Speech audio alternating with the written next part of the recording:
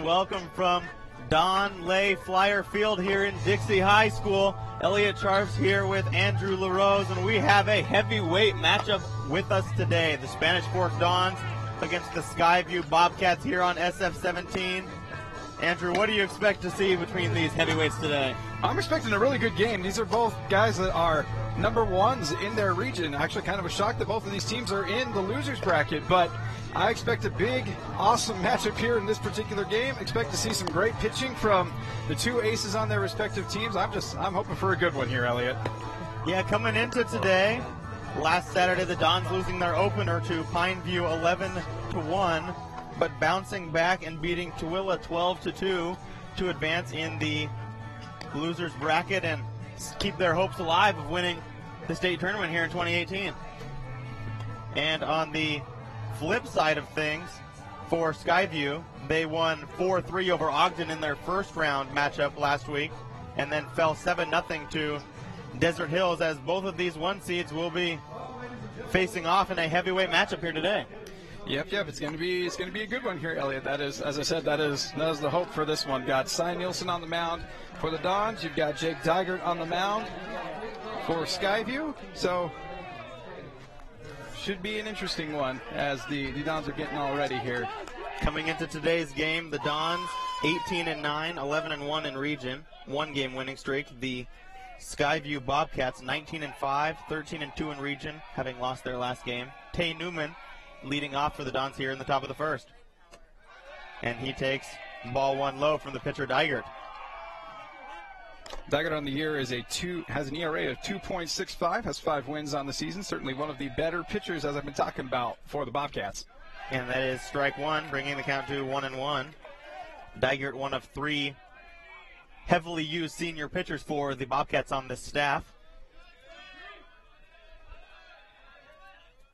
And a ground ball through and past the shortstop for a leadoff base hit for Newman here in the top of the first. A great start for the Dons here in this game. Yeah, you can say that again, Elliot. Great piece of hitting there by Newman, taking that 1-1 fastball right past the shortstop, gets it out into center field, and we've got the leadoff runner here for the Dons. Yeah, Dawson Benson, the shortstop for the Bobcats, made an attempt on that play, but that ball was absolutely smoked to the shortstop. Definitely a play that he wishes that he would have made, but a good start for Newman and the Dons here. An absolute laser over there. Now let's see what Andrew Pintar can do. And Pintar squares around to bunt, and it is a beauty down the third base line. And the play is made over there by Peyton Lee, the third baseman, but Pintar is able to move Newman over to second base successfully there. Yeah, beautiful execution of the bunt there. Got his bat nice and flat and was able to come down on the ball, making it just go perfectly down the third base line. Obviously, you obviously would love to see some swinging there, but they know that runs are going to be at a premium in this game, and so just getting Newman over there in scoring position was going to be super important. So nice piece of work. Great stuff there by Pintar. The senior catcher, Josh Cowden, at the plate now, hitting in the 3-hole in the Dons lineup today. And this is the guy that they want with runners in scoring position. He's definitely one of their big power hitters. Definitely a guy that's going to hopefully be able to get the first run of the game in. And a swing and a miss on the fastball to bring the count to 0-1. Cowden on the year a .365 hitter. So definitely, like you said, the guy you want at the plate in this situation.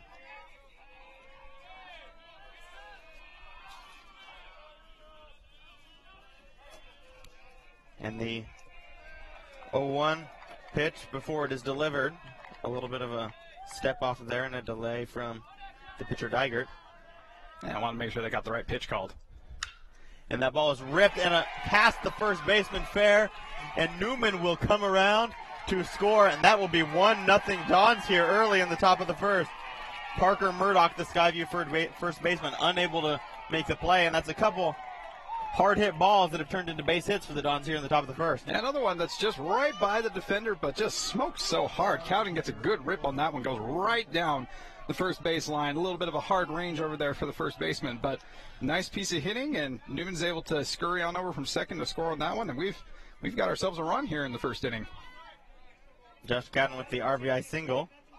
The junior Cy Nielsen at the plate. Cy will be on the mound for the Dons today, but First, he has a chance to do some damage with the bat here with one out in the top of the first and a run already across. And a strike to Nielsen. Nielsen's a .315 hitter, so certainly another one of those guys that knows how to put the bat on the ball. Has 23 hits on the season as well. Scored 17 runs. Certainly a big part of this lineup hitting in the cleanup spot. And Cowden is stealing, and the pitch is low, and there will be no throw. A successful stolen base for Cowden, and another runner in scoring position here for the Dons. Cowden could not have read that better. He got a nice jump on it, and he was able to go on a breaking ball in the dirt as well a little bit there. So not even a throw over to second, just a nice read there by the senior catcher. Yeah, perfect pitch to steal on that pitch in the dirt. And a fastball up will bring the count to 2-1 now on Nielsen. The 2-1 count here. Size worked himself into a good hitter's count. Can be potentially a little more selective here. Find something that he can drive. And a swing and a miss, but it gets by the catcher, and that will allow Cowden to move over to third here with only one out, as now a well-hit ball can drive in the run. Don't even need the hit anymore. Don't even need the hit. Now you just need to get something up in the air, get it out into the outfield, and Cowden can tag up and get that second run of this inning. The 2-2 coming now to Nielsen as Cowden has moved over to third after the base hit with a stolen base and a wild pitch by the senior pitcher Dygert.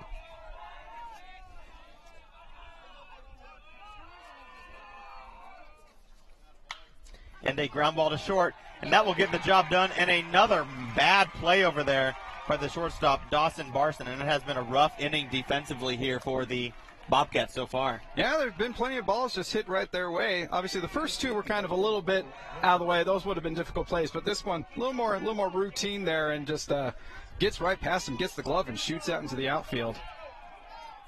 And these Bobcats players will tell you that they feel like they have 3 errors already this inning. While 2 of them have been base hits, that last one, a pretty obvious error by the shortstop, but tough defensive start for the Bobcats as the Dons are up 2-0 here with only 1 out and Cy Nielsen on first. And the pitch is fouled off to the right side to the senior first baseman, Dylan Lee. Dylan Lee batting in the 5th spot today for the Dons. Lee's definitely one of those big power hitters. On our last broadcast, you'll remember Dylan Lee had himself quite the game. Was able to almost hit for the cycle in that game. It was a very impressive game for Dylan. Had a home run that was just absolutely crushed. Certainly would love to see him hitting that way in today's game. And another stolen base attempt, and this time there will be a throw, and the runner is safe. Cy Nielsen able to steal second here with 1 out, and again the Dons are able to get in scoring position off the stolen base. The running game seems to be a big part of the Dons' game plan in this one. They are really aggressive on the base pass, just making sure they can get runners in scoring position in any way that they can. Yeah, Cooper Kuntz, the Skyview catcher today, struggling a little bit behind the plate, and these Dons runners are fast and they're getting good jumps, so not too much he can do about it. And a ground ball over to the third baseman. Looks him back, and the throw over to first for the second out of the inning. A nice play over there by Peyton Lee as Dylan Lee is retired, and there are 2 outs now in the top of the first. Yeah, but finally a good defensive play there on the Bobcat side of things, able to collect that one, send it on over to first. But it does bring up now the other Dylan up at the plate, so certainly it's still another opportunity here for the Dons to capitalize on the runner on second. And we have a pinch runner coming out to second now. Bennett will be taking over the running duties for Cy Nielsen over on second, trying to give him a little bit of a rest as he prepares to go out on the mound in the bottom half. Yeah, that's probably a smart thing. Make sure that he's got his breath under him before he actually gets on the mound.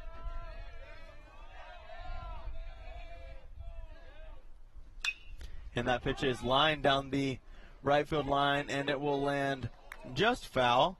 Nice effort over there by the right fielder, Chris Broadbent, as the senior second baseman, Dylan Hall,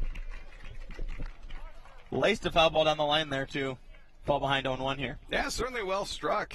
Just like to even that out a little bit, get that a little more into, I don't know, the actual field of play. But, man, nice play over there by Broadbent. He almost got to that ball. It did hit the top of the fence over there on the right field side of things, and he came crashing on into that. Glad that he's okay. He was sprinting towards that ball.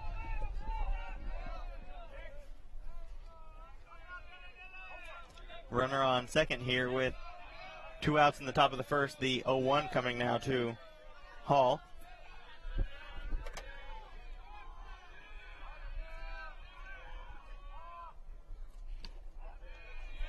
And the pitch is low for ball one, bringing the count even at 1-1. Hall on the year in 25 games is a .328 hitter with 22 hits and 11 runs scored, so very productive. And a fastball catches the outside corner, bringing the count to 1-2 now on Hall. Nice job by Dygert to bounce back a little bit here and get ahead of a hitter for a change of things. Yeah, definitely a much better effort in this particular at bat for Dygert. It's able to get out in front now. Now Dylan's got to be protecting the plate, a little more cautious. And he fouls that one off to the right side, and it will get out of play as he's able to foul that off and stay alive. Good job to spoil that pitch. Not really much that you can do with the pitch that outside, but unfortunately he's got to swing at it because he's got to be protecting the plate. But a nice job of being able to get it out of the field of play and live to, hopefully hit another one. Runner on second here as Dylan Hall has 12 RBIs on the year. Good opportunity with a base hit to pick up number 13. And the breaking ball is low and outside, bringing the count even at 2-2. Yeah, it was a nice thought there by Dygert to go with the breaking ball. It's kind of been feeding him a nice steady stream of fastballs, and he still kept it outside. Wanted to maybe get him to chase at that one, chase something a little low and away, kind of get the easy swing, but Dylan Hall was having none of it, so he evens the count up here at 2-2. And again, fouled off to the right side and narrowly misses Cars out there.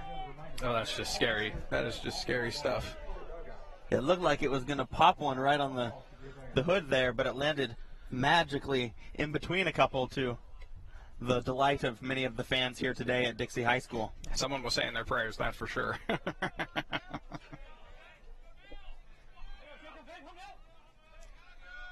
2-2. Pitch now to Hall. 2 outs here in the top of the first. And again, fouled back. Really nice at bat here by Hall, who fell behind early 1-2 and has managed to work the count a little bit to 2-2 now, as well as fouling off 3 or 4 pitches here. Yeah, doing a great job of protecting the plate. Like, Dygert hasn't been really given him anything great to hit so far in this at bat, but he's been able to spoil off these pitches, been able to work an extra ball there, so worked himself into a better count here with the 2-2 count, and still just up there hacking and just hoping for something that he can be able to barrel up and get out into the outfield to score Cowden at second. I mean, Bennett running over at second. And a swing and a miss to end the top of the first here, as that is the first strikeout of the game for Dygert. And that is his specialty as he leads this team in strikeouts, one of the main reasons they chose to throw him on the mound today. Yeah, they knew that they were going to need outs produced by the pitcher, and so they wanted to have Dygert there on the mound in this particular case. That's strikeout number 51 on the season. And 2 runs on 2 hits, 1 runner left on base for the Dons in the top of the first. A great start for them. And as we head now to the bottom of the first, Cy Nielsen will take the mound. But before we talk about Cy, let's take a moment to thank our sponsors for today's game, the Tony Basso Auto Group, Dickerson Automotive, Lance Wilson State Farm, Triple T Heating, Cooling, and Plumbing, Mikkel Christiansen Wise, Attorneys at Law, MVP Sports, and 2 Jacks Pizza.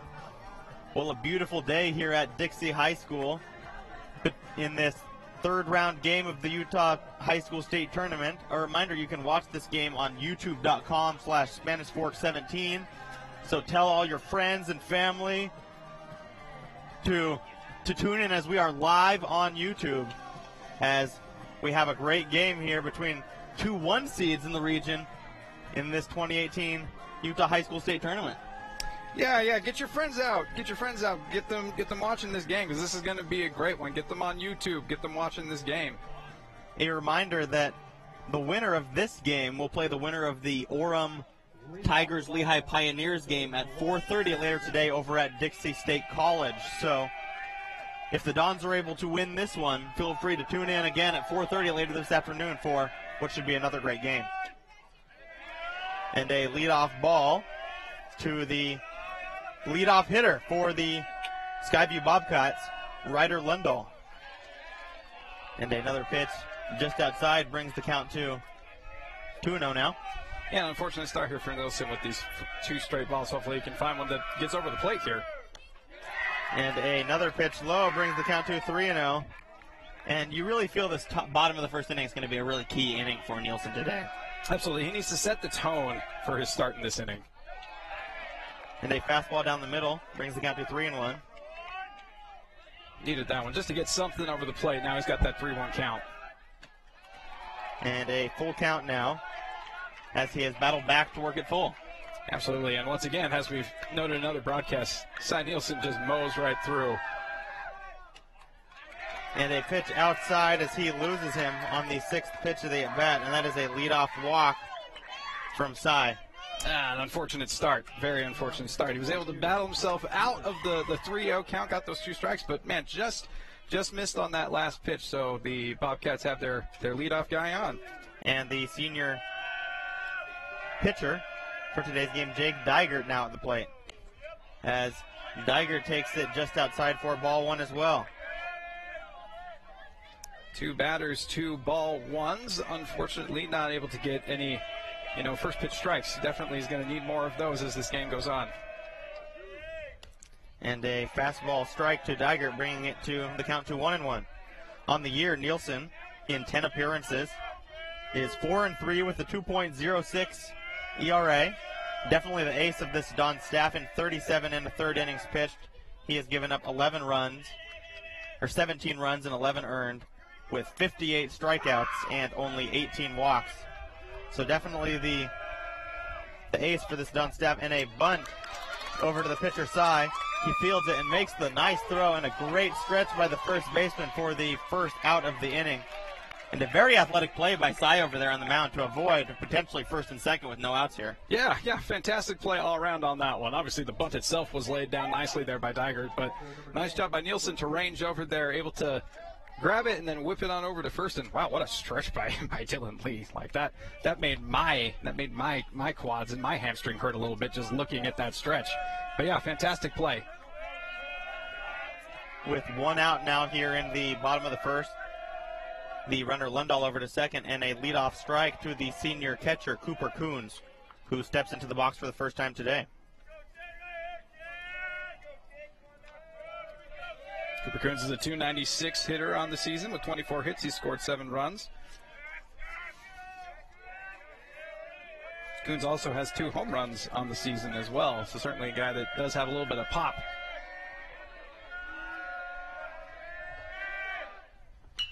And that ball is ripped foul, bringing the count to 0-2 now on Coons.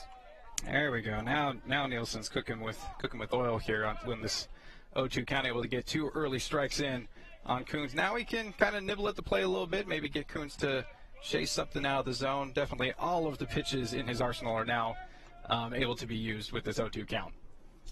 Yeah, now he can try to get him to chase something in the dirt, try to drop a breaking ball in on him. He doesn't have to throw him anything that he can hit, really, in a good pitcher's count here.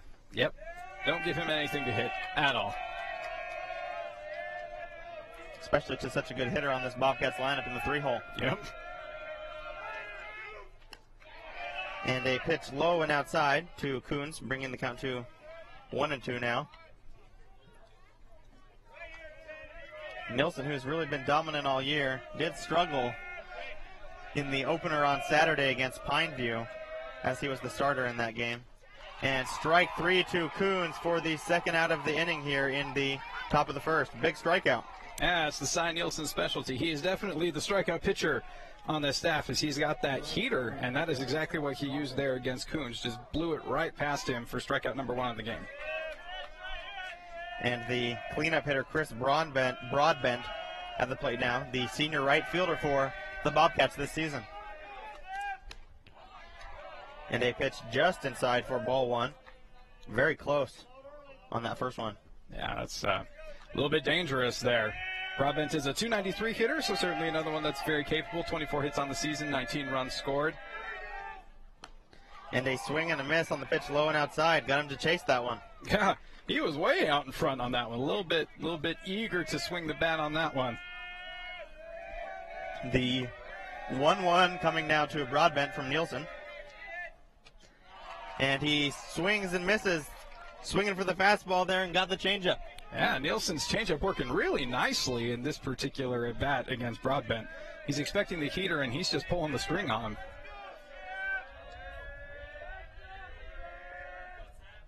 And a swing and a miss on another pitch outside, and Nielsen looks like he's got it working today. Definitely what the Dons want to see.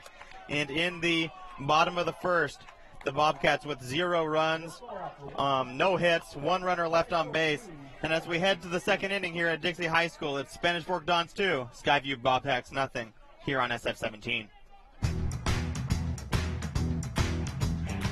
The best time to check your furnace is before it fails, and you can rely on Triple T to do the job right. Our technicians are trained every year so you can sleep better at night, knowing your furnace is safe to operate. Call Triple T at 798-7711 to schedule your tune-up today. Nobody plans on getting in an accident, but if it does happen, you can rely on the expertise of Mike McKell to protect and fight for your rights. Specializing in personal injury law, Mike McKell is the attorney you need. Contact Mike at McKell, Christiansen, and Wise. Welcome back to Spanish Fork 17 in the third round of the state playoffs. It is the Spanish Fork Dons against the Skyview Bobcats. Spanish Fork drew first blood in this particular game in the top of the first with a RBI single by Josh Cowden and another one that scored off an error by the shortstop that was hit by Cy Nielsen. So 2 runs in the top of the first for the Dons, and Cy Nielsen came in and locked it down in the bottom of the first, getting 2 strikeouts early in the game, and he's looking phenomenal out there, isn't he, Elliot? He really has, after really struggling like we talked about on Saturday in the opening round at 11 a.m. on Saturday against Pineview, giving up what seemed like 7 runs on 10 hits, really struggling. Bouncing back today with a couple strikeouts in the first inning, coming back after a leadoff walk to avoid giving up any runs in the inning, and now the Dons bats have a chance to get things going here and add to their lead. Yeah, add to that lead against Digert here, who pitches it over to Josh Dart, and that is an incredible play there by the first baseman, but he loses track of the ball, and Dart is going to be in at first. And it looked like that ball was hit so well that even when he wasn't going to be able to find it, it looked like he was going to be able to pick it up eventually and get it over to first base, but he had no idea that he didn't have the ball, and again, a play that the Bobcats feel like they should have made. Not necessarily an error, but a play that they should have made leads to a leadoff base runner here for the Dons. So a nice leadoff single there by Josh Dart, the designated hitter for the Dons, and now brings up their number 8 hitter, the left fielder Carson Chappell, number 13. Chappell's one of the many seniors on this particular ball club, and as we've said before, this guy is a luxury to have in the number 8 hole. As there's the pickoff move. Digert wanting to keep Dart close by there at first base. Yeah, on the year, Chappell in 24 games, he is hitting .317 over 63 plate appearances with 20 hits and 15 RBIs. So really impressive senior bat at the end of this lineup. Absolutely a dangerous bat to have there, as that one is low and outside for ball 1.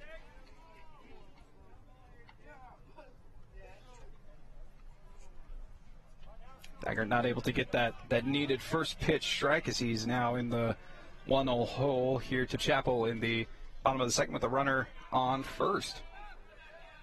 Here comes that 1-0 pitch as Chappell squares for the bunt, and he fouls that one away. Yeah, the moment he squared around there, he really looked uncomfortable in the box. It looked like he didn't have just a good stance approaching that bunt, and being firm and set when you make that bunt is a key thing, and he was kind of shaking, and that led to that being fouled back right there. Yeah, that's not going to be a recipe for success when it comes to bunting. Got to be in there nice and strong, as now Digert goes for the 1-1 count here to Chappell. That one is also going to be low and outside. That's going to be ball 2, taking us to a 2-1 count here for Chappell. And a very close pitch right there. Digert definitely wanted that one, as he's now falling behind in the count 2-1. And did not miss by much Did not miss by much. Chapel digs back in here. That one is going to be in the dirt. And Chapel has worked himself into a nice 3-1 count here. Yeah, Dygert in danger of losing Chapel here. 3-1 now, definitely doesn't want to walk him and put runners on first and second with nobody out here. And it's a nice hitters count here as well for Chapel. He can be a little more selective. Here comes the pitch. And he rips that one out into left field. Left fielder is going back for it, and it hits the top of the fence, and that is going to be extra bases for Carson Chapel as he heads into second, and Josh Dart moseys on over into third, and we have an absolute rocket of a double here in the bottom of the second for Carson Chapel. Wow, what a shot out there to left. That ball is carrying a little nice breeze on this beautiful day here at Dixie High School, and the only person disappointed with that one is Chapel, because he thought he had a home run, and that ball popped right off the top of the wall. Somehow it didn't bounce over. Usually it hits the top of the wall, and it has enough momentum to carry over, but unable to quite get that one out here, and we will have a meeting on the mound now as the Skyview Bobcats head coach Todd Phillips goes out there to calm down his senior pitcher Dygert. Yeah, it's probably a good idea with two leadoff hits here in the bottom of the second with that single by Dart and that absolute rocket of a double there by Chapel. Just kind of go over there and talk with Dygert, be like, hey, calm it down. You're fine. Just make sure to get the ball over the plate and get some outs here. Chapel with his 6th double on the season there. Almost had his 4th home run on the year. He has 3, which is good for second most on the team, behind Cowden's 5. Trying to catch up to Cowden, but couldn't quite get that 4th one on the board there. Couldn't quite do it. Man, as a hitter, that is the most disappointing thing in the world when you hit the top of the wall because you're like, oh, man, I freaking crushed it, and yet just didn't get that extra little bit that would have put it over the fence. Now that brings up the number 9 hitter for the Dons, Riley Hess, the center fielder, as he shows bunt there, but then pulls it away for ball 1. One last note on that homer. When I played high school baseball, when you hit it that close, your teammates would give you a little ribbing, like, get to the weight room. You got to work a little harder. You got to give it, because you got to get that little extra foot, that little oomph there. But obviously playful banter, as it is a beautiful double here. Absolutely, that warning track power, as that is crushed down the third base line, and Riley Hess has himself a hit as well, and that is going to bring in 2 Dons, and he is going to rumble on into second for a double. That is a 2-run double by the number 9 hitter, Riley Hess, for the Dons, and that brings our score now up significantly here in the bottom of the second. Yeah, 4-0 now here in the top of the second. Top of the second, my bad. I'm just so excited. Josh Dart coming in to score. Chapel coming around from second, and just a beautiful piece of hitting, ripping that ball just inside the line. And 2 more runs come in to score. And it also now brings us back up to the top of the order. So everyone here in the Dons lineup is doing a pretty good job, I'd have to say, as that now brings up Tay Newman for his second at-bat of the game. The second double on the year for Hess, only his second extra base hit all season. Usually just getting singles, as he's not a bad hitter hitting .308, but usually with just the single power setting up the top of the lineup. But with a nice 2 RBI double there, really extending this lead early on. Able to double their output so far in the game with that particular hit, as the bottom of the order did not disappoint for the Dons. Number 7, number 8, and number 9 all coming in clutch for the Dons here in the top of the second. Yeah, single, double, still no outs here in the top of the first. 2 runs already across on those 3-base hits, and back to the top of the lineup now as Newman steps up to the plate. Newman has single in his first at bat. So he also squares for the bunt, and he gets under that one, and it is behind the backstop for strike 1. Yeah, Newman with that leadoff single to open the game, coming around to score the first run for the Dons at the top of the first, really getting the scoring started today. And interesting approach by these Dons hitters today. Lots of stolen bases, aggressive on the base path, and also trying to move runners up with bunt attempts, what seems like every other batter. As he shows bunts again there, but he pulls that one away, and that is going to even the count up to 1-1. Really making Dygert work early, having to throw a lot of pitches to what seems like every single batter, and his defense not doing much to help him out as well. No, he's not. And here's the 1-1 as bunt is shown once again, but that one is going to be low and outside, bit in the dirt there, and that brings the count to 2-1.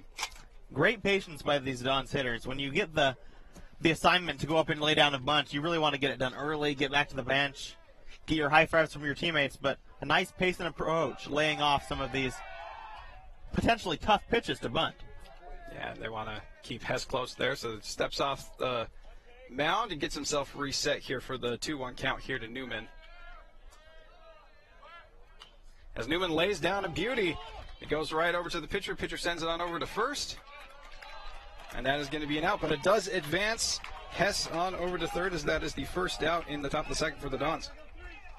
Yeah, great piece of hitting right there by Tay Newman, getting the bunt down, moving Hess over to third with only one out here. Is now a ground ball or a fly ball somewhere will likely bring in that run and extend this lead a little more.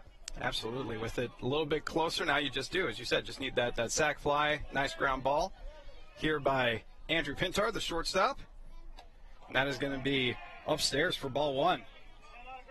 Pintar with the sac bunt in the first inning, moving Newman over to second before he came around to score. So now both Newman and Pintar have sac bunts today, as the team has 2 total sac bunts, one from each of them. And that is ripped right down the third base line, and Hess has to duck out of the way. And that one is going to be foul. And that will bring the count to 1-1. And that's why when you take your lead off third base, you stand in foul territory. Because if you get hit by that ball in foul territory, you're not out. If you lead off third base and you're in fair territory and you're hit, you're automatically out. So definitely a dangerous liner down third base there off the bat of Pintar. An important thing to note, and also that's why you keep the helmet on. That was a scorcher. You get knocked on that one. That's not going to be pretty. Here comes the 1-1 count here to Pintar, as the breaking ball grooves on in there for strike 2.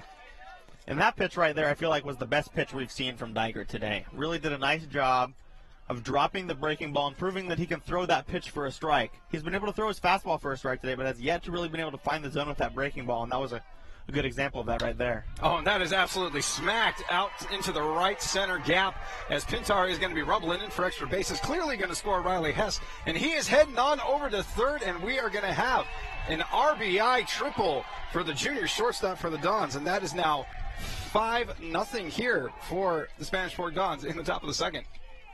Yeah, 3 runs across in the inning now on 4 base hits.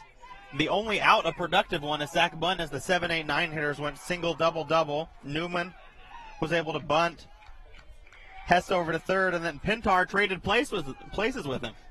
Yeah, just a beautiful piece of hitting. Stayed back on it, shooting it the other way. Rolls all the way over to the fence, and he gets his wheels going. He's got himself a nice triple there, and the Dons bats they're on fire right now. That is the second triple on the year for Pintar. 12 triples as a team this year. So definitely a speedy team moving around the bases, and Pintar adding to that total with still 1 out here in the top of the second inning. 3 runs across, Pintar on third, and the dangerous hitters of Josh Cowden, Cy Nielsen, and Dylan Lee looming. Yeah, you got the heart of the order coming up for the Dons, which is why it looks like there's been a pitching change here for the Bobcats. Jake Dygert done for the day. Only is able to get through just an inning and a third there. Yeah, definitely not the start that he was hoping for, as this is a win-or-go-home situation for these Skyview Bobcats and the Dons, as both teams really needing the win. And we'll have a new pitcher coming in now for the Skyview Bobcats. So Dygert allowed 6 hits on the game. 4 earned runs, 1 unearned. So an unfortunate outing there for Dygert, which is why they've brought in the relief pitcher here in this one. And the relief pitcher coming into today's game is a surprising choice in my mind, as it will be number 11, Scout Morris, coming into the game. Morris is only a sophomore, and while he has been impressive in 4 appearances this year, he has a ERA of 0, so about as good as you can get. Absolutely. From that side of things, but he has only pitched in 6 2/3 innings, allowing 5 hits and striking out 3 runs. So not a lot of experience on the mound, and to send a sophomore out there with minimal experience in a win-or-go-home game when you're already down 5, kind of an interesting decision by the Bobcats head coach in my mind here. Yeah, not necessarily one that other people might go with, but hey, maybe they definitely see something in this young sophomore. Obviously, he hasn't allowed a run yet this particular season, so maybe they'd like to see what he can do here in this state playoffs. Yeah, seniors Eric Carter and Cooper Coons, the other two main pitchers on this staff beside Dygert, both seniors, both pitching in the mid-40s in innings.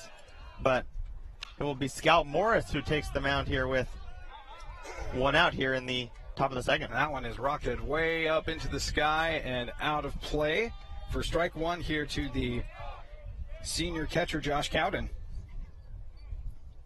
Morris has allowed an opponent batting average of .227 this year. Certainly a respectable number. Cowden started off his game with the single, as that one is going to be upstairs for ball one, evening the count to 1-1 for Josh Cowden. Yeah, Cowden's job right here is, with only one out, to get that runner in from third. Get the ball on the ground, get it up in the air, and find a way to get Pintar home. As he steps out, gets his thoughts recollected, digs back in. Yeah, just needs to either get something in the air out in the outfield or just something nice and on the ground. As here comes the pitch. As he gets under that one, and that is out and behind the backstop there for strike two.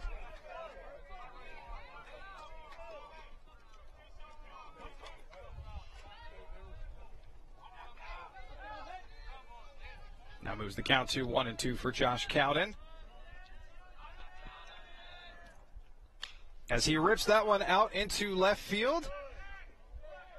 And that is going to be out number two, but it is going to be as productive as an out as it gets, as that is going to score Pintar from third, and that is now going to be 6-0 Spanish Fork over Skyview here in the top of the second inning.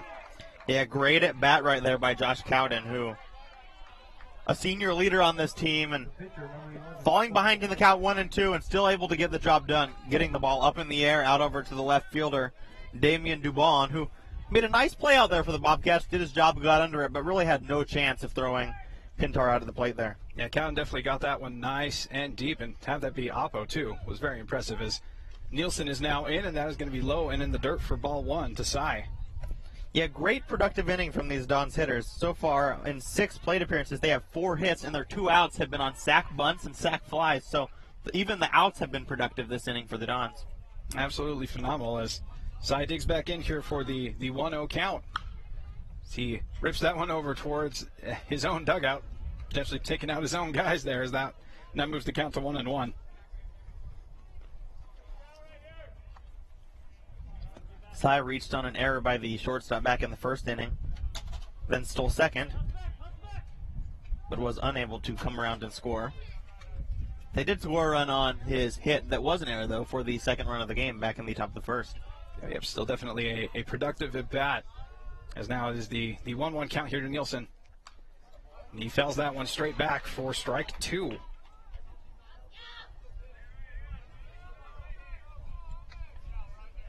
So Nielsen doing his job with the back here, staying alive in this 1-2 count, but also, as we've been talking about, Nielsen had himself a dandy of a first inning on the mound as well. As here comes that 1-2 pitch from Morris. And that one is going to be in the dirt. Catcher gets behind that one and blocks it there, as that is now a 2-2 count for Nielsen.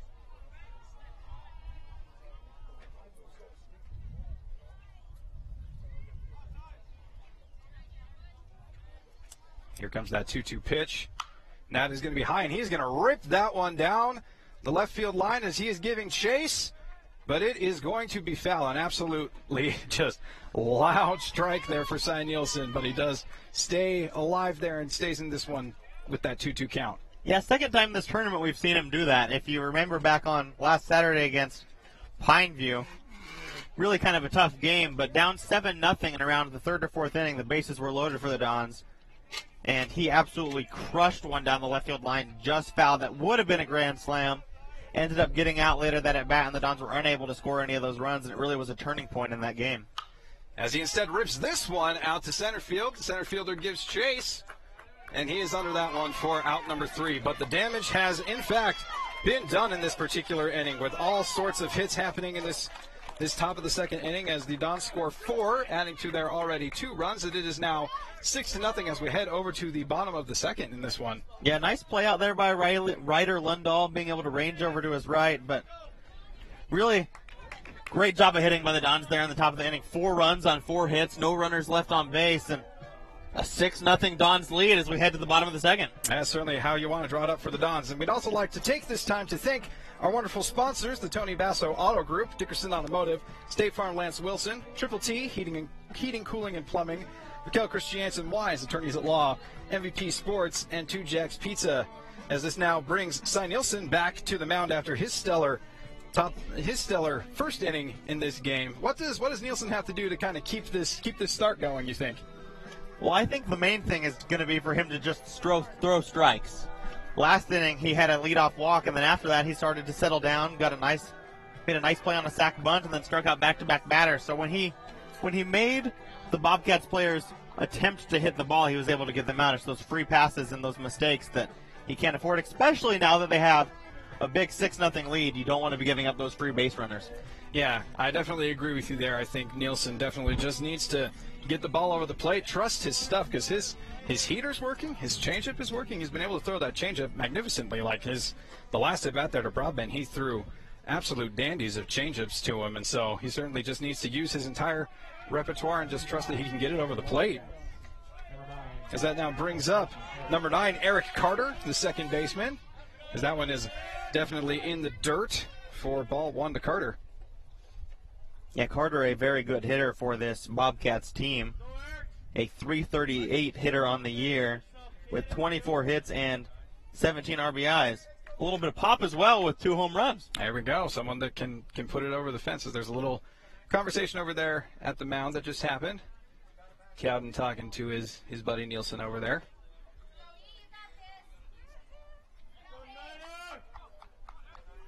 Now the count is 1-0 here to Eric Carter in the bottom of the second as the Bobcats are up and trying to get out of this 6-0 hole.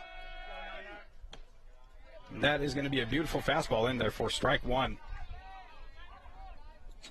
Yeah, pitch a little low and outside there, but just caught the corner. And he grooves by another fastball. That fastball is absolutely humming for Cy, as that is strike 2, and now a 1-2 count here to Eric Carter.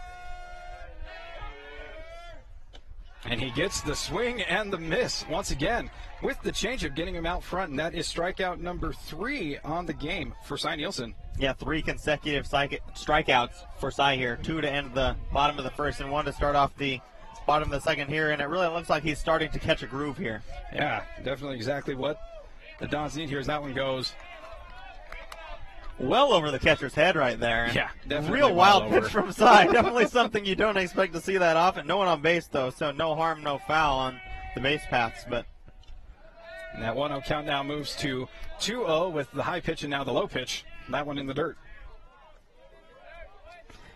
Yeah, a couple wild pitches from Cy right here. Not something that you usually expect to see, as a little bit of lack of control, but you expect him to be able to settle this back down and get right back into this. Absolutely. 3 straight strikeouts, and now you got these 2 straight balls. See what he can do here on the 2-0 count. So that one is going to be high, and Peyton Lee has now worked himself into a 3-0 count. Peyton Lee, a .274 hitter on the year. Here comes that 3-0. And he was taking all the way, and that is going to be strike 1. Yeah, no surprise on the take there, down 6-0 here. Bobcats really need base runners to get back into this game. Yeah, I don't want to potentially be hacking at something and not be able to have a good play on it, as that one is also grooved in for strike 2, and the count is now full. It's now the second time that Nielsen has worked his way out of the full count, and this time he gets the strikeout, and that is going to be the 4th straight strikeout for Cy Nielsen. Yeah, back in the first inning, that leadoff hitter, he fell behind 3-0 to Lundahl and was able to come back and throw back-to-back strikes before eventually walking him on that 6th pitch. This time around, he was able to work himself all the way back into the account, throwing 3 strikes in a row and doing what the Dons need to do. Throw strikes, make him hit the ball, because they're struggling to hit Cy right now. Yeah, he is absolutely untouchable right now for these Bobcats. As now Parker Murdoch is digging in, the first baseman. That one is going to be high and tight for ball 1. Murdoch is the junior first baseman for this Bobcats team. Takes a big hack at that one upstairs for strike 1. On the defensive side of things, he has struggled a little bit today. He's had a couple plays where Both of them ended up being singles, but he'll tell you he should have made them. As he holds up on that one just barely misses for ball 2. As Murdoch has worked himself into a 2-1 count. And that one is going to hit him. Thankfully, he turns and takes that one on the back, but that is the first runner of this particular half inning for the Bobcats as Nielsen plunks Murdoch. And that will end a streak of 5 consecutive batters who had been retired by Nielsen, but with 2 outs here in the bottom of the second, still a good opportunity for Nielsen to just get an out here and get out of this inning without any harm. Absolutely, just needs that one more out, as it is going to be Kobe Wilson that comes up for the Bobcats, the designated hitter and senior here for the Bobcats. So here comes that first pitch.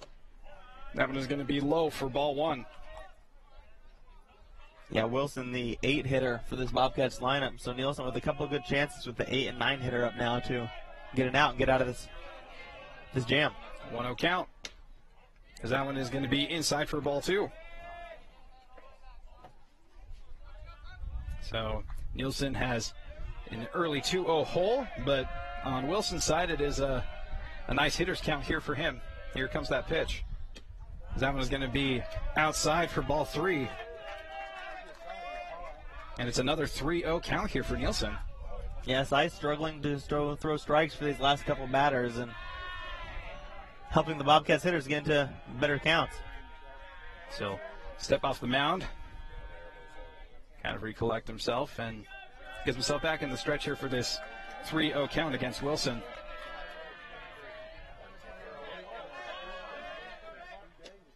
And that is going to be in there for strike 1. Wilson didn't think so, but that was a strike.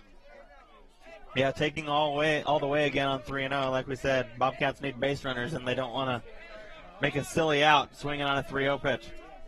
Absolutely, definitely the wise choice there, but still in the nice hitter's count here on the 3-1. As that one is also going to be just rocketed right in there for strike 2. And once again, Nielsen has worked it back to full after a 3-0 count. You feel like these Bobcats hitters aren't going up to the plate to hit the ball right now if they're getting behind or getting ahead 3-0 in that count. They're almost praying for that walk, it feels like, at the plate. It almost feels that way. Instead, they're just taken right away on the 3-0 count. Understandable, but that 3-1 count, that nice hitter's count, you'd expect maybe a better swing as the count is full, and that is in the dirt. And Wilson is going to take the free pass as that also moves Murdoch on over to second base.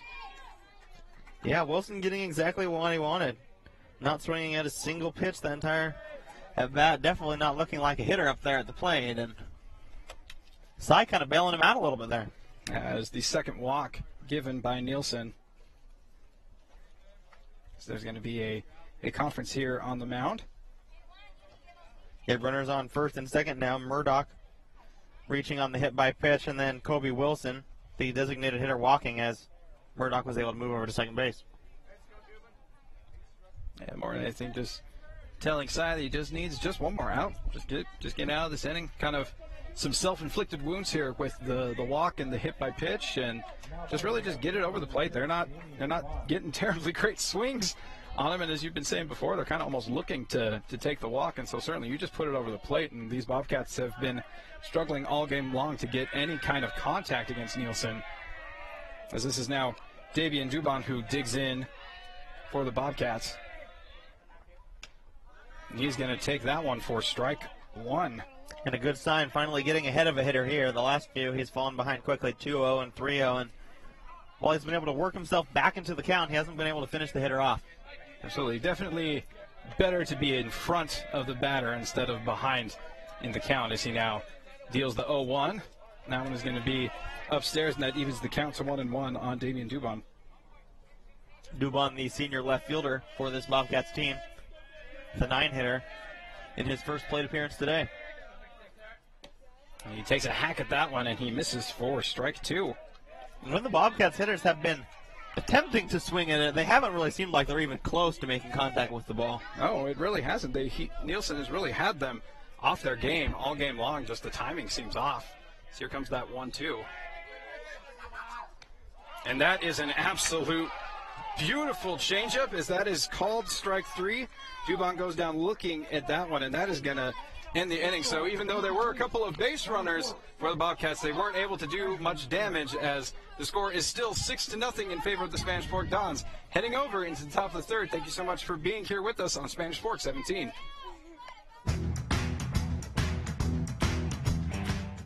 Hi, welcome to Two Jacks Pizza. For the best pizza you'll ever taste and our world-famous cheese sticks, come to Two Jacks Pizza on Main Street in Spanish Fork, or call us for a quick delivery. Are you hungry yet? The best time to check your furnace is before it fails, and you can rely on Triple T to do the job right. Our technicians are trained every year so you can sleep better at night, knowing your furnace is safe to operate. Call Triple T at 798-7711 to schedule your tune-up today. And we are back here at Dixie High School in the top of the third inning here at Don Lay Flyer Field. And it has been a great start here for our Dons, as they were able to put up 2 in the top of the first inning, 4 more in the top of the second. And Syed Nielsen looks absolutely dominant out there on the mound today, striking out the side last inning, albeit with a walk and a hit by pitch in between, but no hits for the Bobcats yet today, despite 2 walks and a hit by pitch. Yeah, Nielsen has looked absolutely phenomenal. When he is throwing strikes, he has been unhittable in this game. As we mentioned, no Bobcat has been able to get on base unless Nielsen has basically willed it so with either a walk or a hit batsman. So he's certainly locked in, just as much as these Spanish Fork Dons bats have also been locked in. And the pitcher for the Bobcats is Scout Morris, who took over with 1 out in the second inning. Dygert starting this game, but only going 1 1/3, giving up 5 earned runs, 6 runs total, 1 coming on the error. And Dylan Lee will lead it off for the Dons here in the top of the third. And Lee will foul that one off to the right side for strike 1. Morris did a good job of coming in last inning. Runner on third with 1 out. Nice piece of hitting by Cowden to hit the sac fly, but then was able to retire Nielsen to end the inning. Yeah, he definitely did his job as the relief pitcher. And a pop fly over to the second baseman off the bat of Lee, and a nice play over there by Eric Carter, the second baseman for the Bobcats, for the first out of the inning here in the top of the third. Yeah, also a great piece of pitching there by Morris to be able to kind of get Lee to swing at something up in the zone, and he definitely skies that one up a mile high, and Carter able to just basically camp under that one, and starts off with that first out of the inning here for the Bobcats. And another ground ball on the first pitch over to the second baseman. And Eric Carter again makes the play. Easy throw over to Parker Murdoch at first. And that is a quick 1-2 inning here for Scott Morris. Just what the doctor ordered for these Bobcats here in the top of the third. Exactly, yes. Scott Morris is looking impressive. The sophomore, looks like the moment isn't too big for this kid. He's just come right into this kind of crazy environment here in the state playoffs, down 6-0. Well, when he came in, it was 5-0 at the time, but he obviously came in and is able to really kind of settle things down. Got 2 quick outs here. And that 6th run, definitely not his fault either. Doing a good job of getting out of that inning, and then retiring both of the Dylans, Dylan Lee and Dylan Hall, to start off this top of the third, as the designated hitter Josh Dart steps to the plate and takes ball 1. As Dart fouls that one back to bring the count even at 1-1. Dart with a nice plate appearance back in the top of the second, ripping a single over to first base, and a nice attempt by Parker Murdoch, but unable to come up with it, and that led to a leadoff base hit and helped start off that big 4-run inning. As that is ball 2 outside from Dart, bringing the count to 2-1. Yeah, that play over there by Murdoch was an interesting one, because he was able to knock it down really nicely, but then it's just the ball got away from him. He was kind of there for a couple seconds figuring out where it was. And another pitch up and away brings the count to 3-1 now on Dart. First batter that Scout Morris has really fallen behind today. Yeah, Morris, as we've been talking about, he's done a real good job. He's definitely stayed ahead of the hitters. But he will lose Dart here with 2 outs in the top of the third, and that will be a 2-out walk for Josh Dart, and the first walk issued today by Scout Morris and any Bobcats pitcher for that matter. Yeah, I mean, there's been plenty of hits in this game, but not any walks. They have been able to get the ball over for strikes, but that is a bit of unfortunate pitching there for Morris. And a strike to Carson Chappell, as Chappell doubled his last time up. absolute bomb hitting the top of the fence and getting all disappointed that it wasn't a home run, but it was absolutely crushed. And it pitched low in the dirt, and it gets by the catcher, Cooper Coons, and that will allow Dart to move over to second. And what looked like could be a relatively smooth inning here for the Bobcats has turned into potentially dangerous one, as with 2 outs here and a base hit, the Dons could steal another run. Once again, a runner in scoring position. That's how you get them across. And so, yeah, a bit of unfortunate play for the catcher there. Just kind of got away from him, and we'll see what Chapel can do here with this count.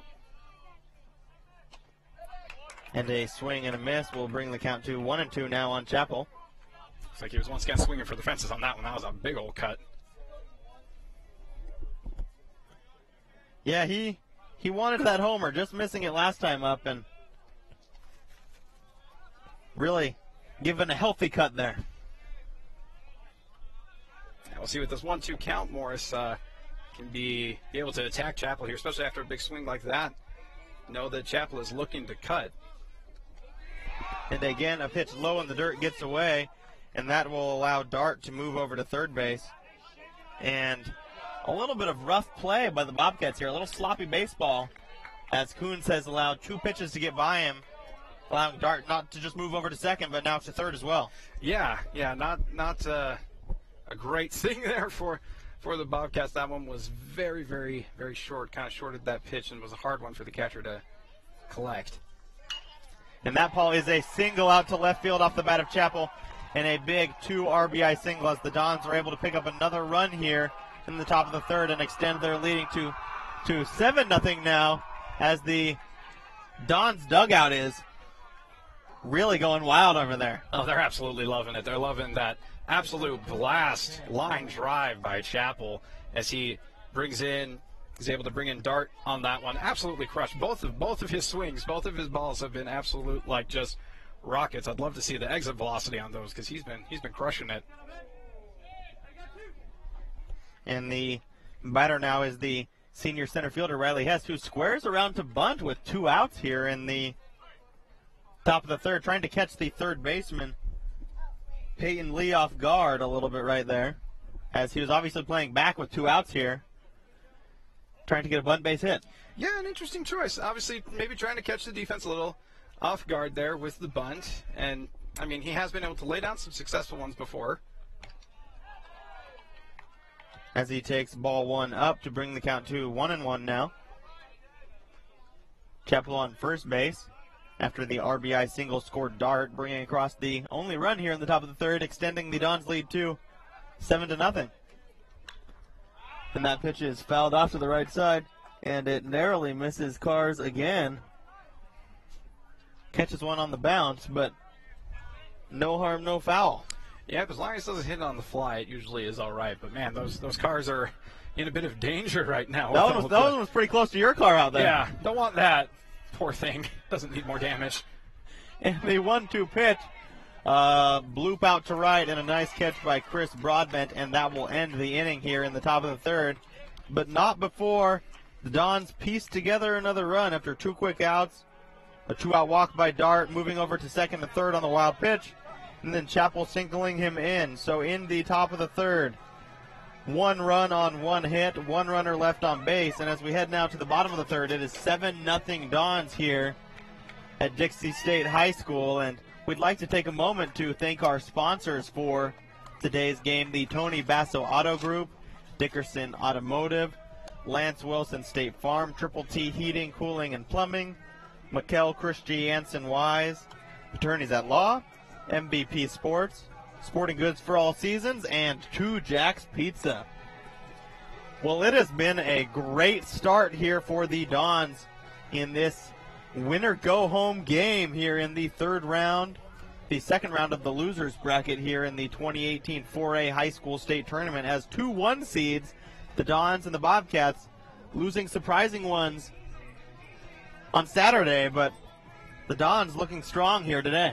Yeah, absolutely. Everything is clicking for the Dons today. You've got Cy Nielsen absolutely dominating up on the mound. You've got all of the hitters are contributing so far in this particular game for the Dons. You got Carson Chapel in that 8 slot just absolutely raking. It's been exactly what the Dons wanted. And a leadoff strike from Nielsen to the leadoff hitter, Ryder Lundahl. Lundahl with a walk back in the first inning to lead off the game. And another strike from Nielsen, getting ahead 0-2 and working quickly and throwing strikes. He makes quick work, man. They just need to step out just to take a breather against Cy Nielsen.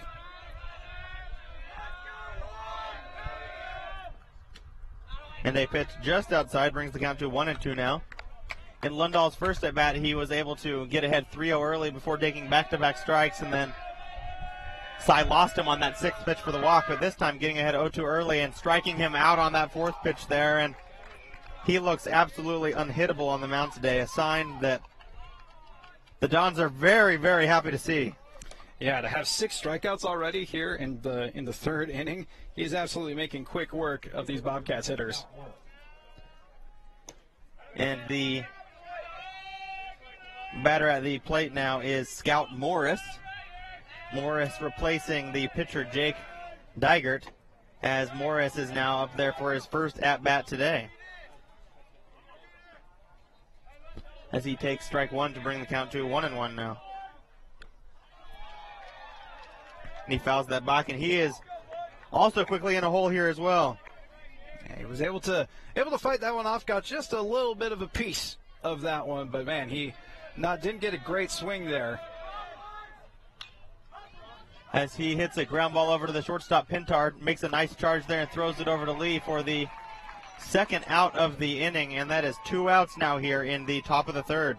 Nice play there by Pintard, able to range over. It was a bit of a slow roller, able to just take his momentum with him on that one to be able to generate just enough power on that throw, and again a nice stretch over there by Dylan Lee at first base. And another good start to the inning here for Cy Nielsen. Quick 2 outs here in the bottom of the third to the 1-2 punch of Lundahl and Morris. And the catcher Cooper Coons at the plate now taking strike one. Coons, one of the many strikeout victims in this game back in the first. And Nielsen has been on his game. And a pitch just low brings the count to 1-1. Nielsen with 2 strikeouts in the first inning, 3 strikeouts in the second, 1 so far here in the third, so 6 strikeouts on the game. And a little bloop over to Nielsen, and the catch is made.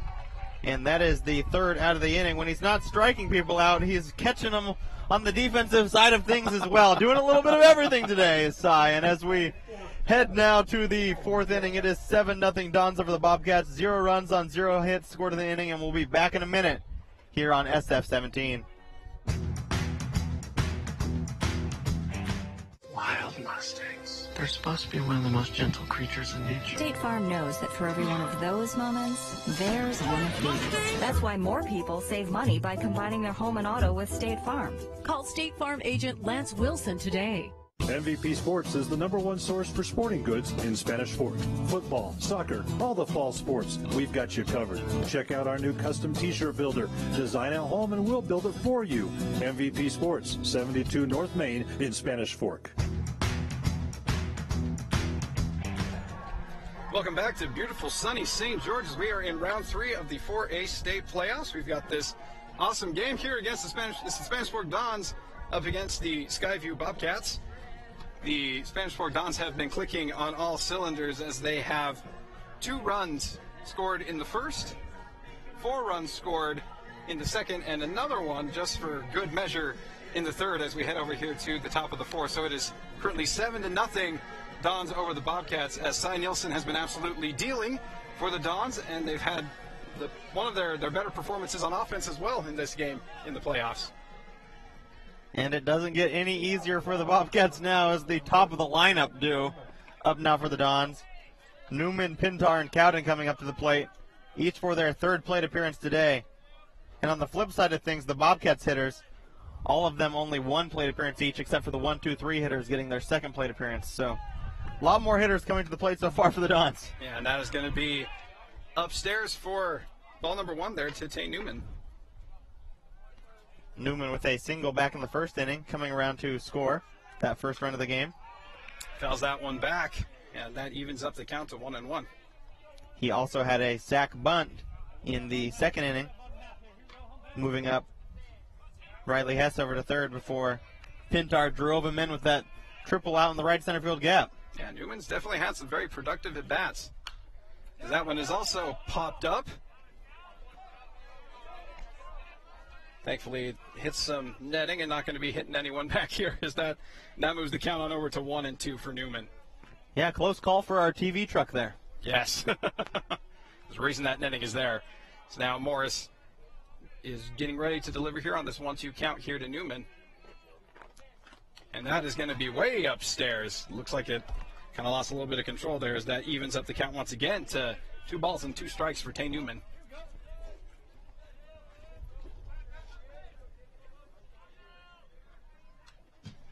Newman just a little bit out in front on that one, but does get a piece of it as he stays alive here on this 2-2 count. Yeah, just missed that pitch, fouling it straight back. And when you foul it straight back, it means you're just right on in. Just missing it. Okay, here comes that 2-2 pitch. As that is a breaking ball, but it just misses there as Newman works himself into a nice full count. Yeah, nice patient approach here by Newman, fouling off pitches in the zone and taking those pitches up and away, even though they look so good up at the eye level. Instead, he rips that one out into center.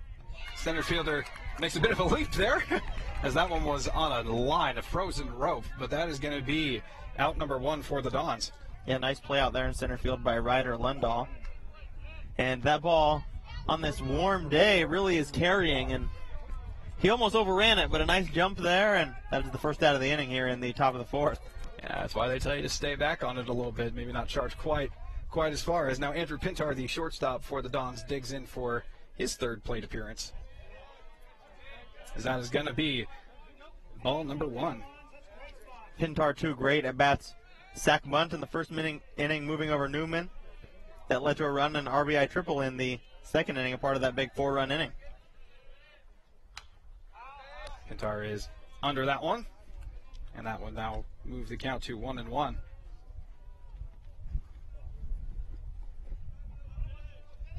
Scott Morris has looked for the most part fairly unfazed by the big stage of the playoffs as he now deals here on this 1-1 count. As that one is in the dirt, a little bit low there for ball 2, 2-1 count to Pintar. Yeah, Morris coming in a tough situation, already down 5-0. Runner on 3rd coming in to score in that inning as well, being charged to the starter Dygert. So only 1 run allowed by Morris so far. Pintar is going to take that one upstairs, and that is going to even up our count here. That is a 2-2 count to Andrew Pintar.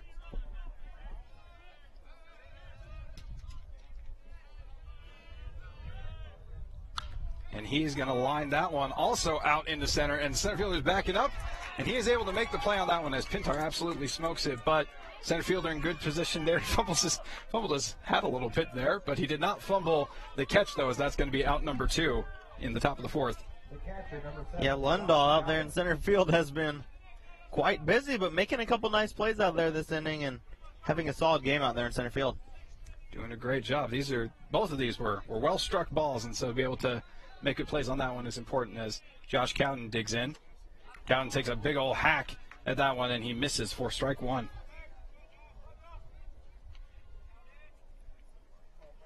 Cowden is another one that has been effective in this game as he hit a single in the 1st and had a sac fly in the 2nd. That one is going to be low for ball 1. Yeah, when you're up 7-0 in the top of the 4th inning, you're going to have a lot of productive hitters in your lineup, and no surprise that Cowden is a part of the action. Absolutely. Here's that 1-1. Is that going to be in the dirt? Head back to the backstop, bounces back over to the catcher, and that's going to be a 2-1 count now for Josh Cowden.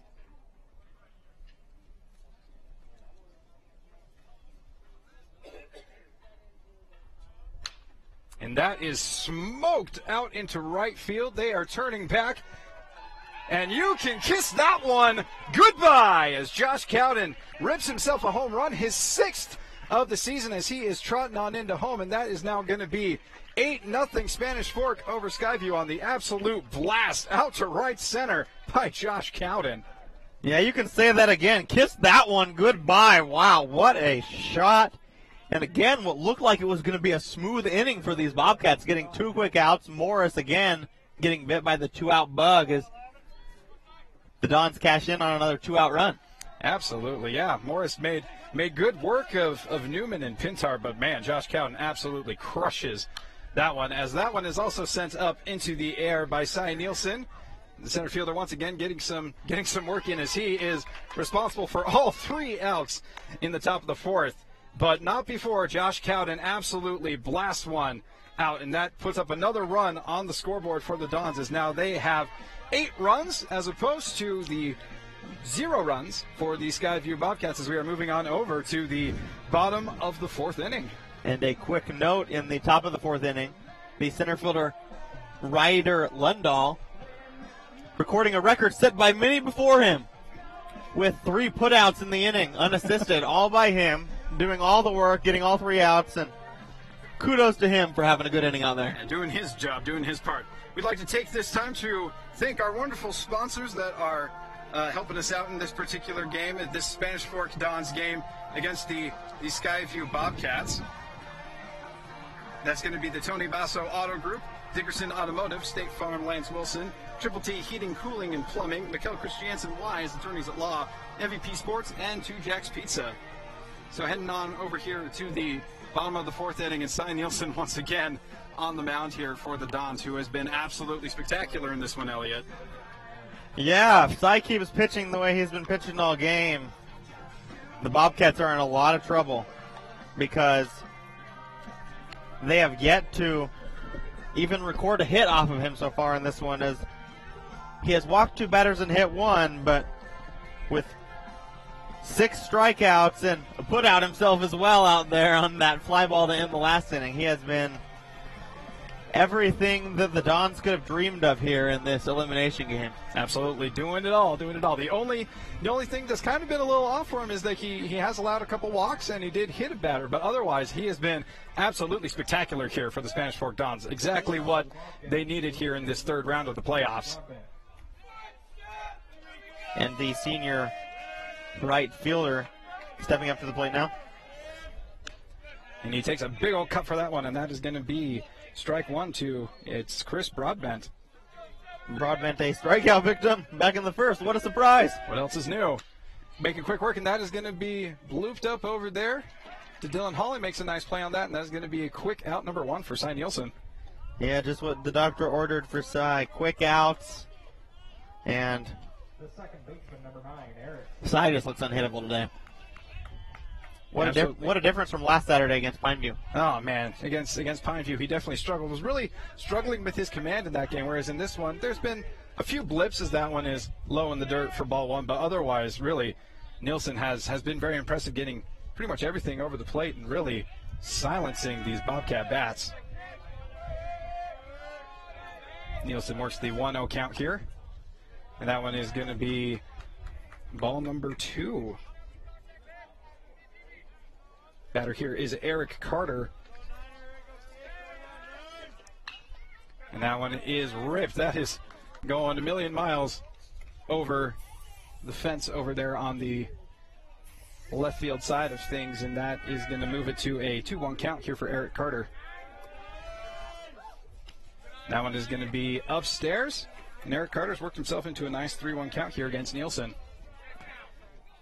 Yeah, good job by by Carter here, working this count and getting himself in a favorable situation. That is going to be another one upstairs as Carter takes the free pass against Nielsen. That is going to be Cy's 3rd walk of the game. Yeah, the one thing that we've been harping on a little bit about Cy today is his inability to throw strikes, and that has led to being able to give the Bobcats a few base runners, but yet to come back and bite him at all so far in this one. So far, so good, as now Peyton Lee digs in for the Bobcats. He's going to take that one for strike 1. Lee, a strikeout victim back in the 2nd inning. He was part of that. He was the last of the 4 straight strikeout victims, as that is a beautiful, absolutely beautiful changeup for strike 2. And he was the 2nd of 3 strikeout victims in the 2nd inning when Nielsen struck out the side. Yep. So here's now that 0-2 count here to Lee. And that is going to be up and outside, because that is going to be ball 1.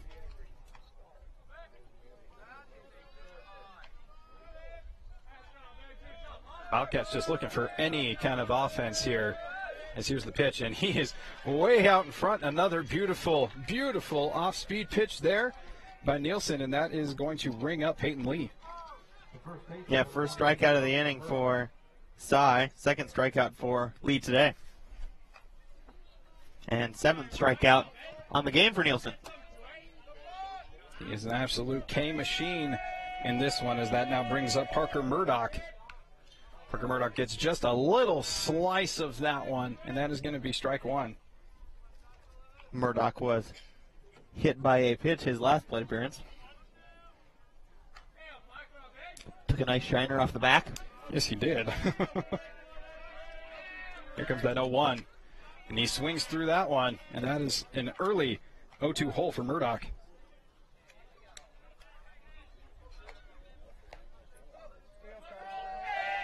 Nielsen looking for his second strikeout victim at number 8 of the game. And he does not miss by much, but it is called a ball, and that is a now 1-2 count here to Parker Murdoch.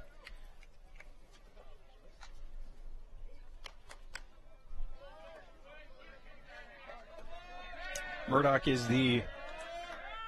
as he swings to that one, and that is caught, and that is going to be strike 3 for Cy Nielsen, as that strikeout number 8, and that is going to be the last out there of the bottom of the fourth inning, as once again Cy Nielsen is just absolutely dealing, and he has a shutout going through 4 innings as we now move on over to the top of the 5th inning in this game. Spanish Fork Dons up 8-0 over the Skyview Bobcats, and we will be back in just a moment here on Spanish Fork 17.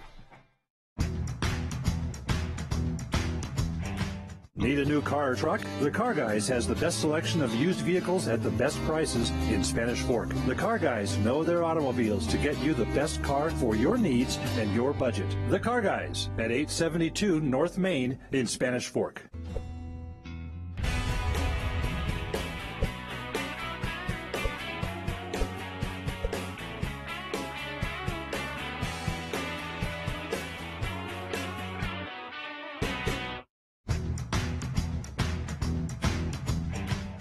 And welcome back here in the top of the 5th inning in this elimination game between the Spanish Fork Dons and the Skyview Bobcats here on SF-17. Elliot Sharps here with Andrew LaRose, and what an effort it's been by Cy Nielsen on the mound with 8 strikeouts, no runs allowed, and no hits allowed either.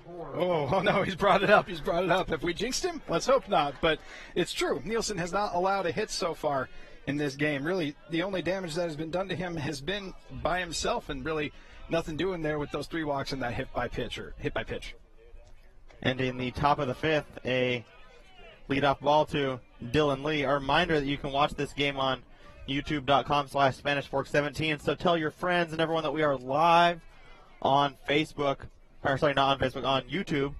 So please tune in and watch what has been a great game so far here at Dixie High School. And a ball low and in the dirt to Dylan Lee to bring the count to 2-0 now.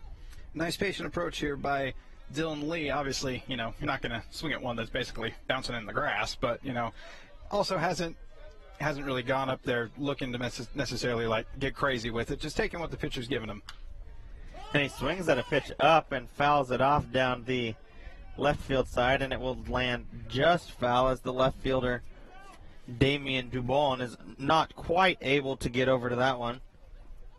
Just as I was praising him. Goes for one up at his eyeballs.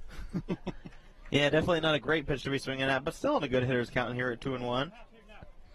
And Morris has done a good job in this game, coming in with only 1 out in the 2nd inning and getting back-to-back outs, and then retiring the first 2 hitters in each of the 3rd and 4th innings before allowing a run to come around on a walk to Dart and a stolen base, or a wild pitch, and a single off the bat of Chappell, and then the massive home run off the bat of Cowden last inning with 2 outs. And the 2-1 pitch is fouled off, but it is a nice play over there by the first baseman, Parker Murdoch, as Dylan Lee fouls out for the first out of the inning here in the top of the 5th. Yep. A nice sequence of pitches there by Morris, who, as you've been saying, like, I can't say enough good things about this kid. I feel like as a sophomore, he's really done a very good job of coming in and kind of cooling down the Spanish Fork Dons bats a little bit. And a nice play over there, of course, by Parker Murdoch. He did a good job of ranging over there and getting that foul ball out. And a foul ball off to the left side, off the bat of Dylan Hall. Dylan Hall now in a 0-1 hole. Hall 0 for 2 on the day with a strikeout in the first and a ground ball in the third. One of the few Dons hitters to not get in on the offensive action today. As he fouls it back, bringing the count to 0-2 now. Yeah, a little bit of a shock because Dylan was one of the ones that really performed in their last game against Tooele. It was the Dylan show as well as Andrew Pintar. Pintar also had a phenomenal game, but it was the Dylan show, and Dylan Hall was a big part of that, and so interesting to see that he's one that's not quite hitting as well in this one. Then a ground ball over to the second baseman, Eric Carter, and for the second time today, Hall grounds out over to second, and the first baseman, Parker Murdoch, thought that was the third out of the inning there, rolling the ball over to the pitcher's mound and beginning to jog into the dugout before his pitcher, Scout Morris, goes, "Hold up a sec, buddy. We still need one more." Oh, we got some more baseball to play. Hold up. We got this. Still got one more. Too funny. Even big leaguers do that sometimes, so can't blame him, but a little bit of a lackadaisical move by his part out there as Josh Dart fouls that one back to bring the count to 0-1 now. Dart 1 for 1 on the day with a single in the second. Also walked in the third and has come around to score 2 runs today. Yeah, definitely productive game here for Dart. And that ball is ripped out there to center field, and the center fielder Ryder Lundahl with another play out there in center, and that is a quick 1-2-3 inning for Scout Morris. Nice job of settling down on the mound there, and Morris has really done a great job in relief today. Just Digert really giving up a lot early in this game, and it'll be tough for the Bobcats to overcome. Yeah, it's unfortunate because Morris really has been phenomenal in this one. Like, a really great relief effort there by the sophomore pitcher. He's made some quick outs of some pretty big bats, really, other than that big blast by Cowden. I've been very impressed with his outing so far. And as we head now to the bottom of the fifth, we'd like to take a moment to thank our sponsors in today's game, the Tony Basso Auto Group, Dickerson Automotive, Lance Wilson State Farm, Triple T Heating, Cooling, and Plumbing, Mikkel Christiansen Wise, Attorneys at Law, MVP Sports, and Two Jacks Pizza. And as we head now to the bottom of the fifth inning, the Dons lead 8-0. 2 runs in the top of the first, the big inning in the top of the second, scoring 4 more to extend their lead to 6-0. And then adding 1 each in the third and fourth before finally being held scoreless for the first time today in the top of the fifth inning. Yeah, it otherwise been just this nice steady stream of runs. You know, had the big breakout inning in the second, but always able to at least get one across. Had the solo shot there by Cowden in the previous inning, but yeah, nice job by Morris to finally silence the bats. And ball 1 in the dirt from Nielsen to the 8 hitter, Kobe Wilson, the designated hitter, and up for the Bobcats this inning will be the 8, 9, and 1 of Kobe Wilson, Damian Dubon, and then back to the top of the order with Ryder Lundahl as that pitch is low into the dirt, bringing the count to 2-0. Yeah, Wilson walked in the second inning, one of the few base runners for the Bobcats. And a 3-0 count to Wilson, as again, Wilson has not seen many strikes today. Yeah, Wilson, they're going to call time on that one.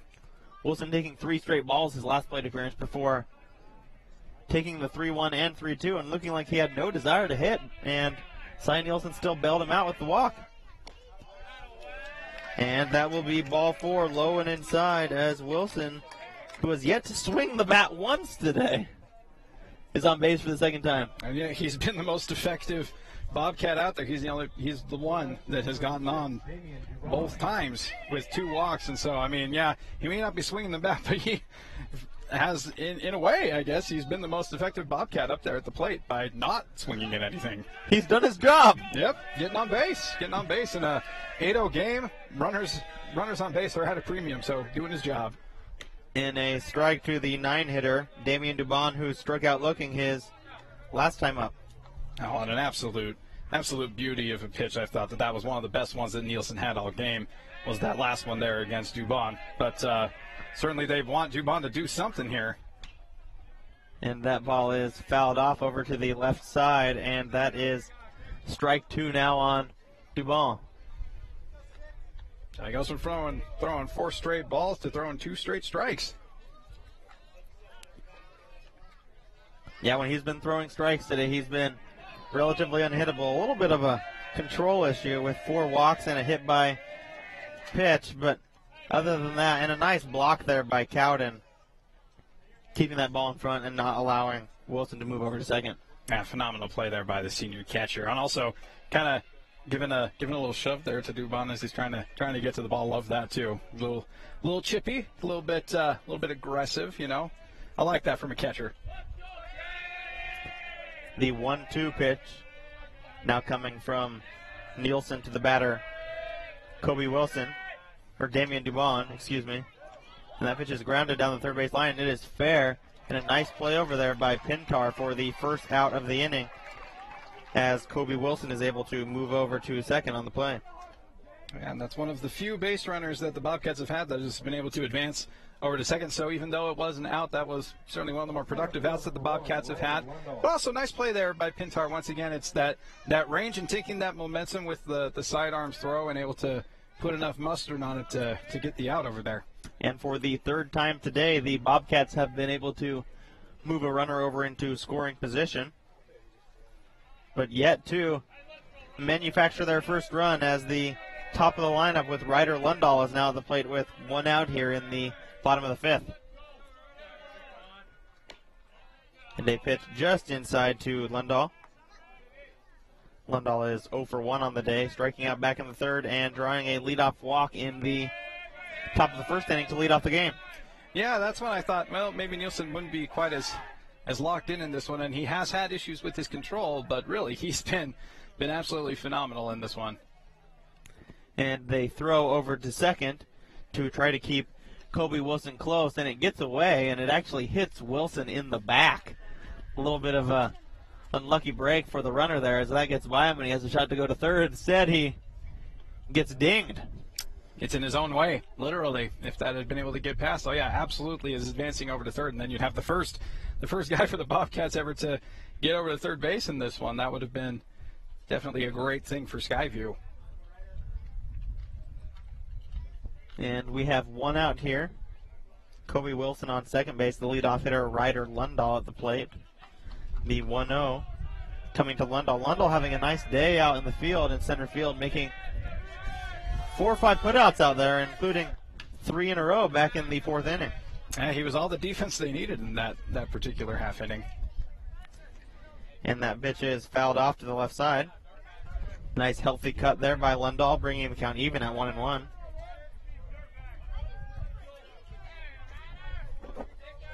More than anything else here with Lundahl, he wants to be able to either get the runner over to third or get him home. So in some way, he's got to get some contact on the ball here and at least advance the runner in some way. And a fastball catches the outside corner. Beautiful pitch there by Nielsen as he gets ahead 1-2. Absolutely beautiful, beautiful paint job there on the fastball. And now is once again ahead in the count. When he's been ahead in the count, oh my gosh, Nielsen has been absolutely unhittable when he is out in front of these hitters.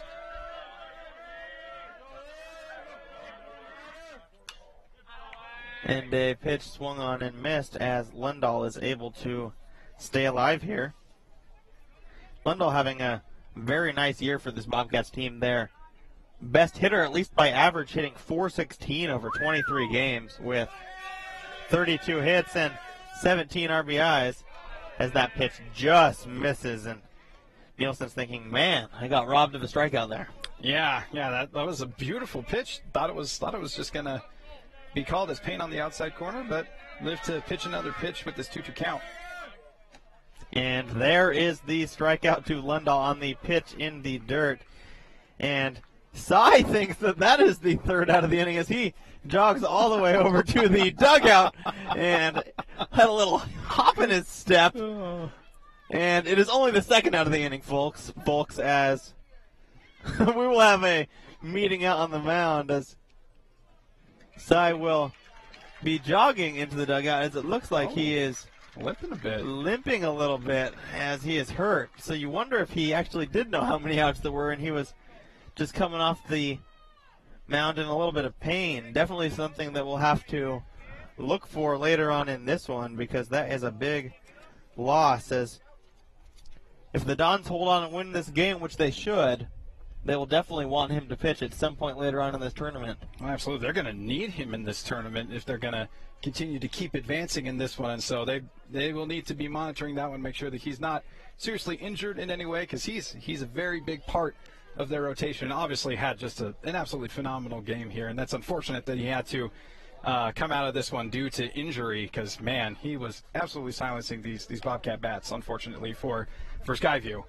Yeah, the line on Nielsen's day, he will leave after throwing 4 2/3 innings, striking out 9 hitters, including that last hitter, giving up 0 earned runs, and still yet to allow a hit, as he walked 4 batters and hit 1, but no hits allowed today by Nielsen as he limps off there. And we will have a new pitcher here in the bottom of the 5th inning with 2 outs and Kobe Wilson on second, and the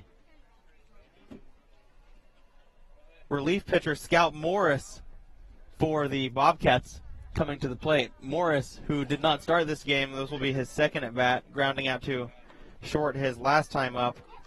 And it looks like the new pitcher for the Dons on the mound will be Cloward.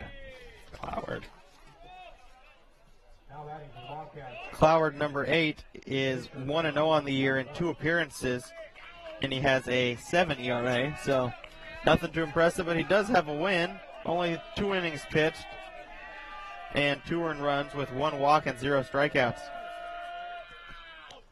As Cloward throws strike 1 to Scout Morris here with 2 outs.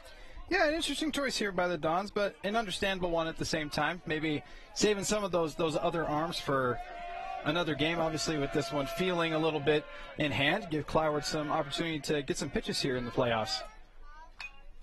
And that ball is popped up just foul and out of play, bringing the count to 0-2 now, and a good job by Cloward to quickly get ahead and throw back-to-back strikes.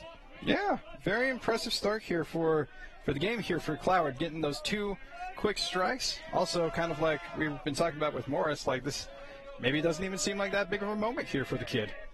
Yeah, Morris, a sophomore, and the only underclassman to play today for this Bobcats team, as that pitch is just outside, bringing the count to 1-2. A very senior-heavy team for this Skyview team, as 7 of the 9 starters today were seniors, 2 juniors.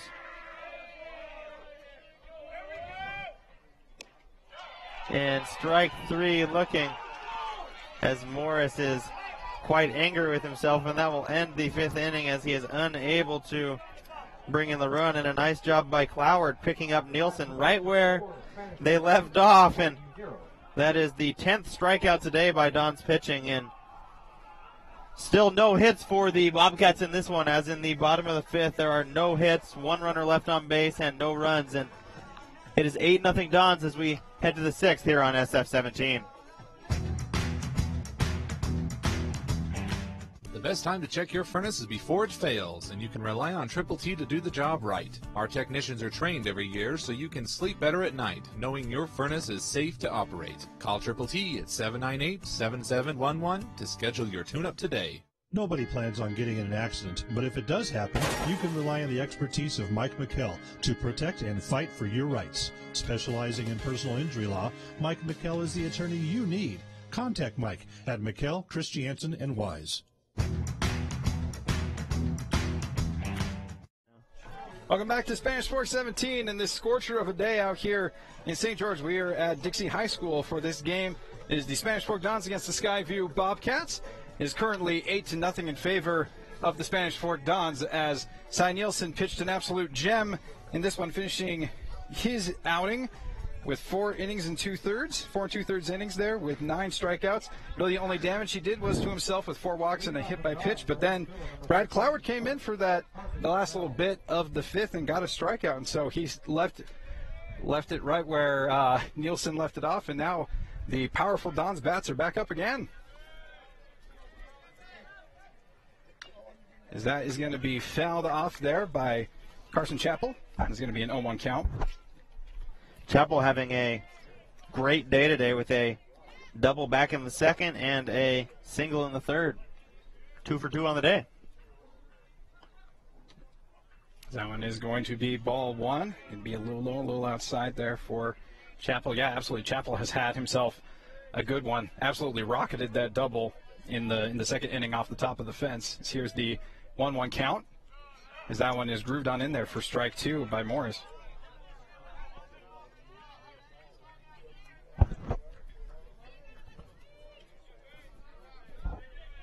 So it's a 1-2 count here for Chappell. That one is going to be outside for ball 2, moving the count over to 2-2. Morris has been impressive mostly thus far in his relief appearance here. There's the 2-2. That bounces over to the catcher, and Carson Chappell has now worked it to a full count. Yeah, nice patient approach here by Chappell. Really working the count, getting himself in a good situation here. Doing a good job. Definitely wants to find another pitch that he can rip. Here's that full count. That is going to be low, and Carson Chappell is going to get the free pass, and that is going to be the leadoff walk here in the top of the 6th for the Dons.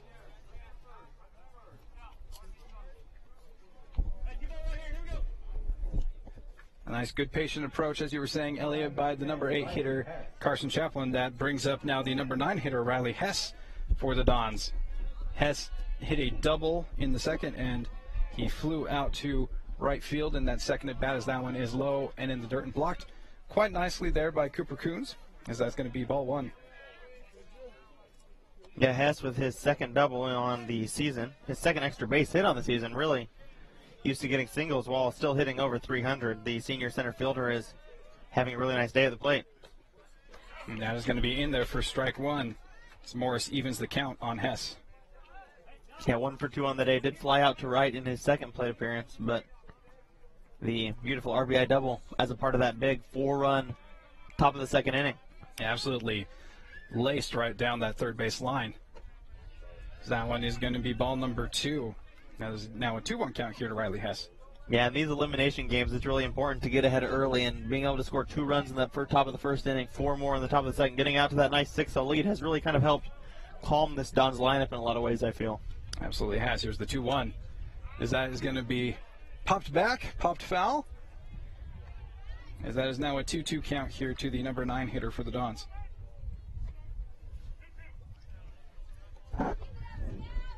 Got Carson Chappell over there at first base after the leadoff walk, and the 2-2 count here to Riley Hess in the top of the 6th for the Dons, with Scott Morris still there on the mound. And Chappell is going on that pitch, and that is ripped over to 3rd base by Hess. So even though it was a ground out there by Hess, it does at least move Carson Chappell over there to 2nd base on the fielder's choice there by the 3rd baseman. Yeah, nice play by Peyton Lee, and the ball was hit pretty hard. Definitely a routine double play potentially if Chappell isn't stealing on that play, but because he was, there's no play over at 2nd, and the 3rd baseman Lee was forced to throw it over to 1st, and made a nice play getting Hess for the out, but a productive out nonetheless, as Chappell's on 2nd here with 1 out. Yeah, definitely a good choice there for the hit and run, as Newman takes that one for ball 1.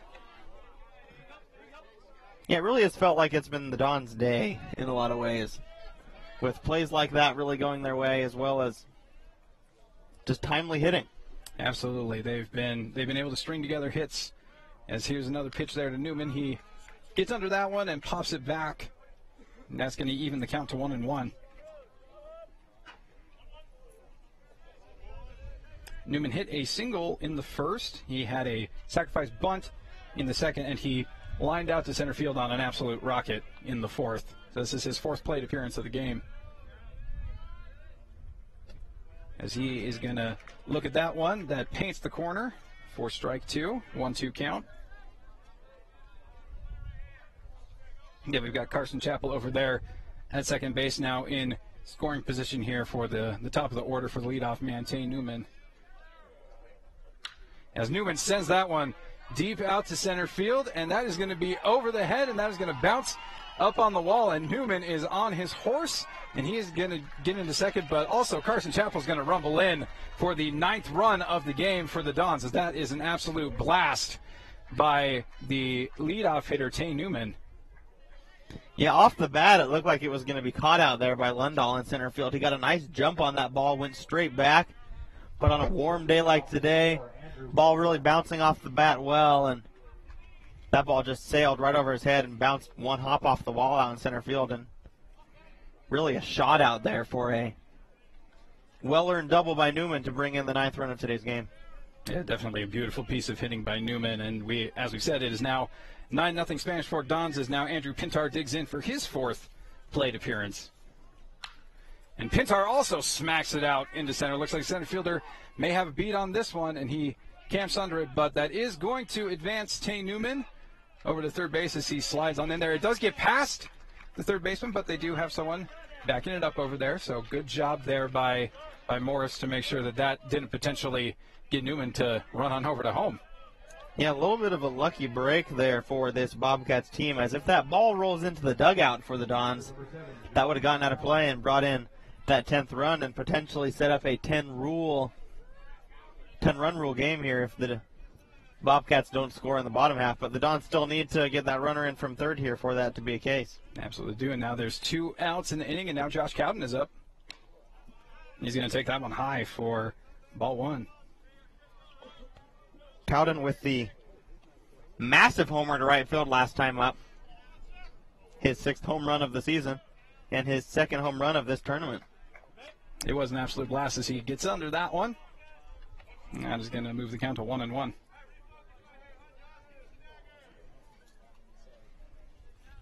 Cowden with the home run versus Tooele in the 2nd game of the tournament on Saturday last week, and the homer today as well.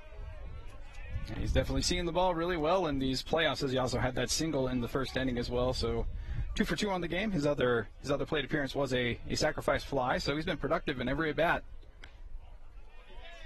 As that one is going to be high. That moves the count on over to 2-1. 3-1. 3-1. My bad. Yeah, nice hitter's count. Morris definitely being careful with him this time after seeing what he did to him last time up. As that one is ripped, and he has done it again. As Josh Cowden absolutely blasts that one out to right field. That is going to be a 2-run shot for Josh Cowden, and now the score is 11-0 Dons over the Bobcats, and there's that mercy rule. So, man, what an absolute just ball game for Josh Cowden. Yeah, see you later. Talk about a shot out there to right field, and you thought the first one was hit a long ways. That one was hit even farther. That one was absolutely destroyed. We're going to take another look at this one, the replay, and the little bat flip. He knew it immediately. And if you can see that ball, it one hops and bounces up over one of the school buses out there, and just an absolute mammoth shot. It is 11-0 now here in the top of the 6th inning. Yeah, it's been otherwise, like other than the at bats against Josh Cowden, it really had been a decent game there for Scout Morris. But man, it looks like Josh Cowden is the kryptonite there for the young sophomore. Is now, as you've said, man, it is now 11-0 in favor of the Dons, and they've still got some more big boys coming up here with Cy Nielsen digging in. Yeah, first career multi-homer game for Josh Cowden. 7 homers on the year now, and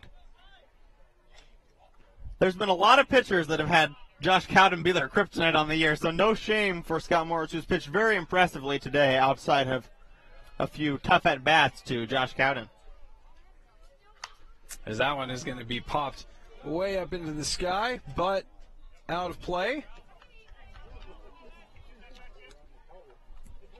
And that will bring the count to 1-1 now on Cy Nielsen here with 2 outs in the top of the 6th. Yeah, good to see that Nielsen is in. Like, he did limp off the mound, and so it's nice to see that he is digging in there and getting his hacks in. So hopefully that means that whatever he tweaked there on the mound is hopefully not a big deal, as they will need his arm later on, as now here's the 1-1. And he swings at that one upstairs. That is going to be now a 1-2 count to Nielsen. Yeah, you wouldn't expect that they'll need him to pitch anymore today, as if the Dons hold on to win this one, they'll have a game later this afternoon at 4:30 over at Dixie State College. So please tune in to us at 4:30 for that one, as it'll be the winner of the Orem Tigers and Lehigh Pioneers game facing the winner of this one. Yeah, a couple familiar foes. We've seen Orem and Lehigh. They are both in Spanish Forks region, and both really the only loss that the Dons had in region was against the Orem Tigers. But otherwise, they really dominated their region. So it'd be nice for the Dons to be able to see a familiar foe here in the playoffs. As here's the 1-2, as that is also sprayed away foul, but it looks like he's got a beat on it, the first baseman, as he dives back for it. Unfortunately, the wind carried that one just a bit as it got over his head, and he misses that one. Yeah, a little bit of a tough play over there, and the first baseman, Parker Murdoch, is having a tough day over there. And sometimes it's just not your day on the defensive side of things. He's made a couple good efforts on things, but hasn't quite been able to come up with the big play. Yeah, definitely a rough day for Murdoch over there at first. There's the pitch. Cy Nielsen rips that one out to center field, as the center fielder's had himself a busy day, but he is able to make the catch. Ryder Lundahl making a rather spectacular catch out there in center field off the rope there by Nielsen. But once again, more damage has been done in this particular inning, as Josh Cowden absolutely blasts a 2-run shot. And now the Dons are now up in this one 11-0, heading over into the bottom of the 6th. Yeah, 3 runs on 2 hits and a walk. 0 runners left on base, and the Dons were able to extend their lead from 8-0 to 11-0 now as we head to the bottom of the 6th inning here on SF-17. And we'd like to take some time to thank our wonderful sponsors for this game: the Tony Basso Auto Group, Dickerson Automotive, State Farm Lance Wilson, Triple T Heating, Cooling, and Plumbing, McKill Christiansen Wise, Attorneys at Law, MVP Sports, and 2 Jack's Pizza. Yeah, as we're heading over here to the bottom half of this 6th inning, it looks like we once again have Brad Cloward there on the mound for the Dons. He came in relief for Cy Nielsen, who was absolutely spectacular. But, Cloward just came right in and got a strikeout immediately. So it's hopefully going to be a nice outing here for Cloward. Yeah, Cloward came in, immediately started throwing strikes, got ahead of 0-2, and finished him off on 4 pitches with the swinging strike 3. And definitely what the Dons were hoping for, as they want to save Ty Sorensen, their number 2 guy, for another big elimination game this afternoon, barring a rally by the Bobcats here in the bottom of the 6th. Yeah, they'll certainly need Sorensen for that game. They also didn't bring in the Nielsen brother, or they didn't bring in the other Mason as well, Mason Olson. So giving Brad Cloward some opportunity here to get some outs in a playoff game. As that is ripped out into right field. Looks like Conway's able to camp under that one nicely, as that is 1 pitch and 1 out early there for Cloward. And it looks like Cy Nielsen is out there in right field now. Cy Nielsen, my mistake. As he has taken over for Noah Conway after the pitching change. And a nice play out there. Absolutely. Good play by Nielsen. Nice to see that he's got some range. As that one is popped up a mile in the sky, but is going to be out of play, as that is going to be a quick strike there to Chris Broadbent.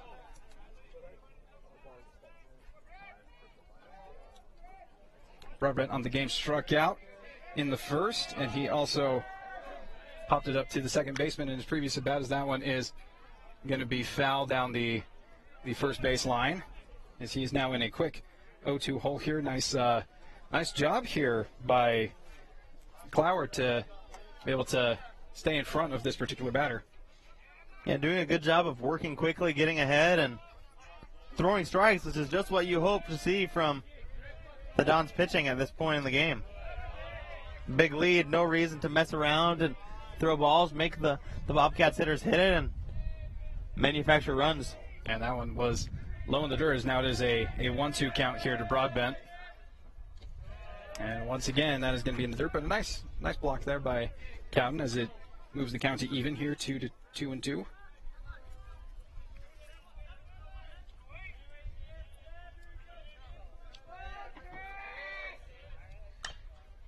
He's going to get a bit on top of that high pitch, chop it away, and that he's going to be able to stay in this at bat, protecting the plate there on that one.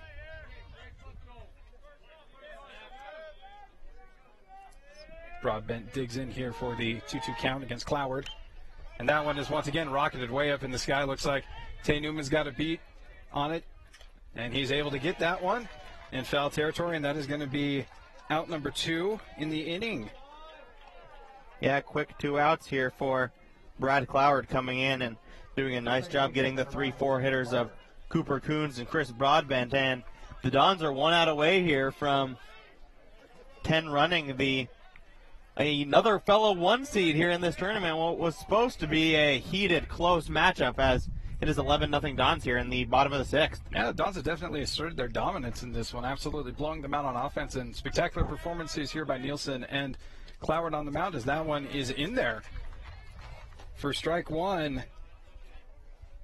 Yeah, Eric Carter, the batter at the plate now, 0 for 1 on the day with a strikeout in the 2nd inning. Did draw a walk in the 4th, one of 4 walks that Cy Nielsen issued today. And that is going to be a laser, but it is sent foul. And the Dons are a strike away. Just a strike away. Nice job here by Cloward to come in and pick up right where Cy Nielsen left off. And also nice to, as we've said before, nice to see Nielsen is out there in right field and moving around well too.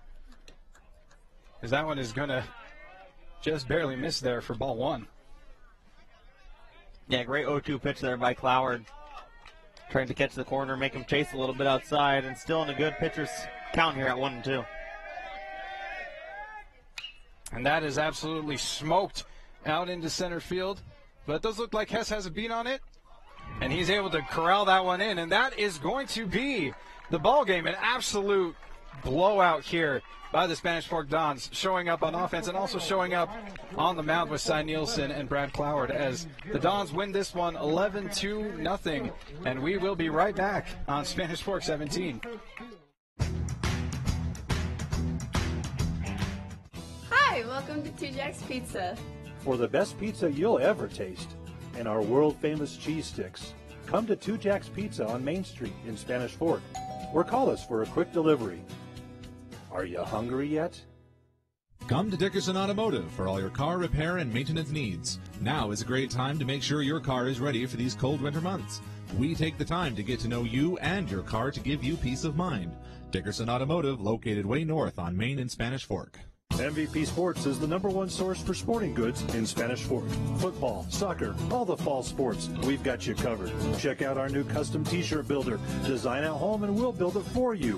MVP Sports, 72 North Main in Spanish Fork. The best time to check your furnace is before it fails, and you can rely on Triple T to do the job right. Our technicians are trained every year so you can sleep better at night, knowing your furnace is safe to operate. Call Triple T at 798-7711 to schedule your tune-up today. Need a new car or truck? The Car Guys has the best selection of used vehicles at the best prices in Spanish Fork. The Car Guys know their automobiles to get you the best car for your needs and your budget. The Car Guys at 872 North Main in Spanish Fork. Wild Mustangs. They're supposed to be one of the most gentle creatures in nature. State Farm knows that for every one of those moments, there's one of these. That's why more people save money by combining their home and auto with State Farm. Call State Farm agent Lance Wilson today.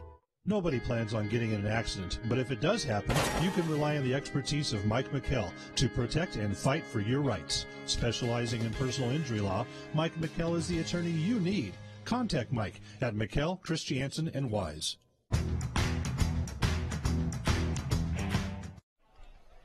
And welcome back on SF17. Here to wrap up this great elimination game, the 3rd game of this 2018 Utah High School State Tournament for the Spanish Fork Dons, as the Dons were all over the Skyview Bobcats 11-0 in this one, in a battle of 2 of the 1 seeds, and really an impressive performance all around, as the Dons were able to take it to the Bobcats early, scoring 2 in the 1st, 4 more in the 2nd, 1 in the 3rd, 1 in the 4th, and then finishing them off with 3 more in the top of the 6th. And what a game by Cowden, with 2 home runs over to right field. And from the pitching side of things, Cy Nielsen throwing 4 2/3 and a no-hitter, a combined no-hitter, as 4 2/3 of no-hit innings by Cy Nielsen, an inning in the third by Brad Cloward. There were 4 walks and a hit batter issued by Nielsen today, but the Bobcats bats just weren't able to get anything going. No, they were not. As we said, the only real damage that was done was just self-inflicted stuff by the pitchers. And yeah, this was the kind of complete performance that the Dons needed heading into this next game, which is going to be against one of those familiar foes, against either Orem or Lehigh, depending on whoever wins that particular game. Yeah, up to this point in the tournament, the Dons losing the opener to Pineview 11-1, bouncing back with a win on Saturday afternoon against Tooele 12-2. Then advancing again in the losers bracket today with a 11-0 win over the Skyview Bobcats. And this afternoon, a familiar foe, the Tigers or the Pioneers, both teams that we have had a chance to see this year. Yeah, I mean, as long as Jamison Finch isn't pitching for the Tigers, I think we've got a decent chance. We swept the series against Lehigh and only had that one loss against Orem, so certainly you would think a potentially favorable matchup for the Dons.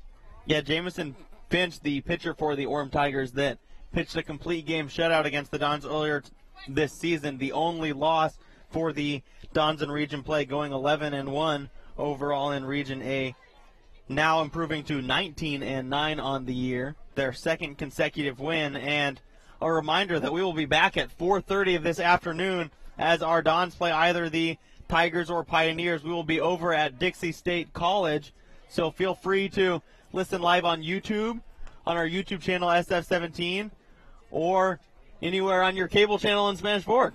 Yeah. Again, tell your buddies, tell your friends, tune in to YouTube. If they can't tune into it on the actual cable channel, definitely get them to go ahead and go and watch it live on YouTube. All the watches you can get, because it's going to be a great game here at 4:30. Well, it's been a fun one today. An 11-0 win for the Dons, 2 home runs from Josh Cowden, and a no-hitter from the pitching combined by Cloward and Nielsen. We'll be back at 4:30 from Dixie State College. I'm Elliot Sharfs, and for Andrew LaRose and our fantastic Spanish Fork 17 crew, thank you for listening, and we'll see you this afternoon at 4:30.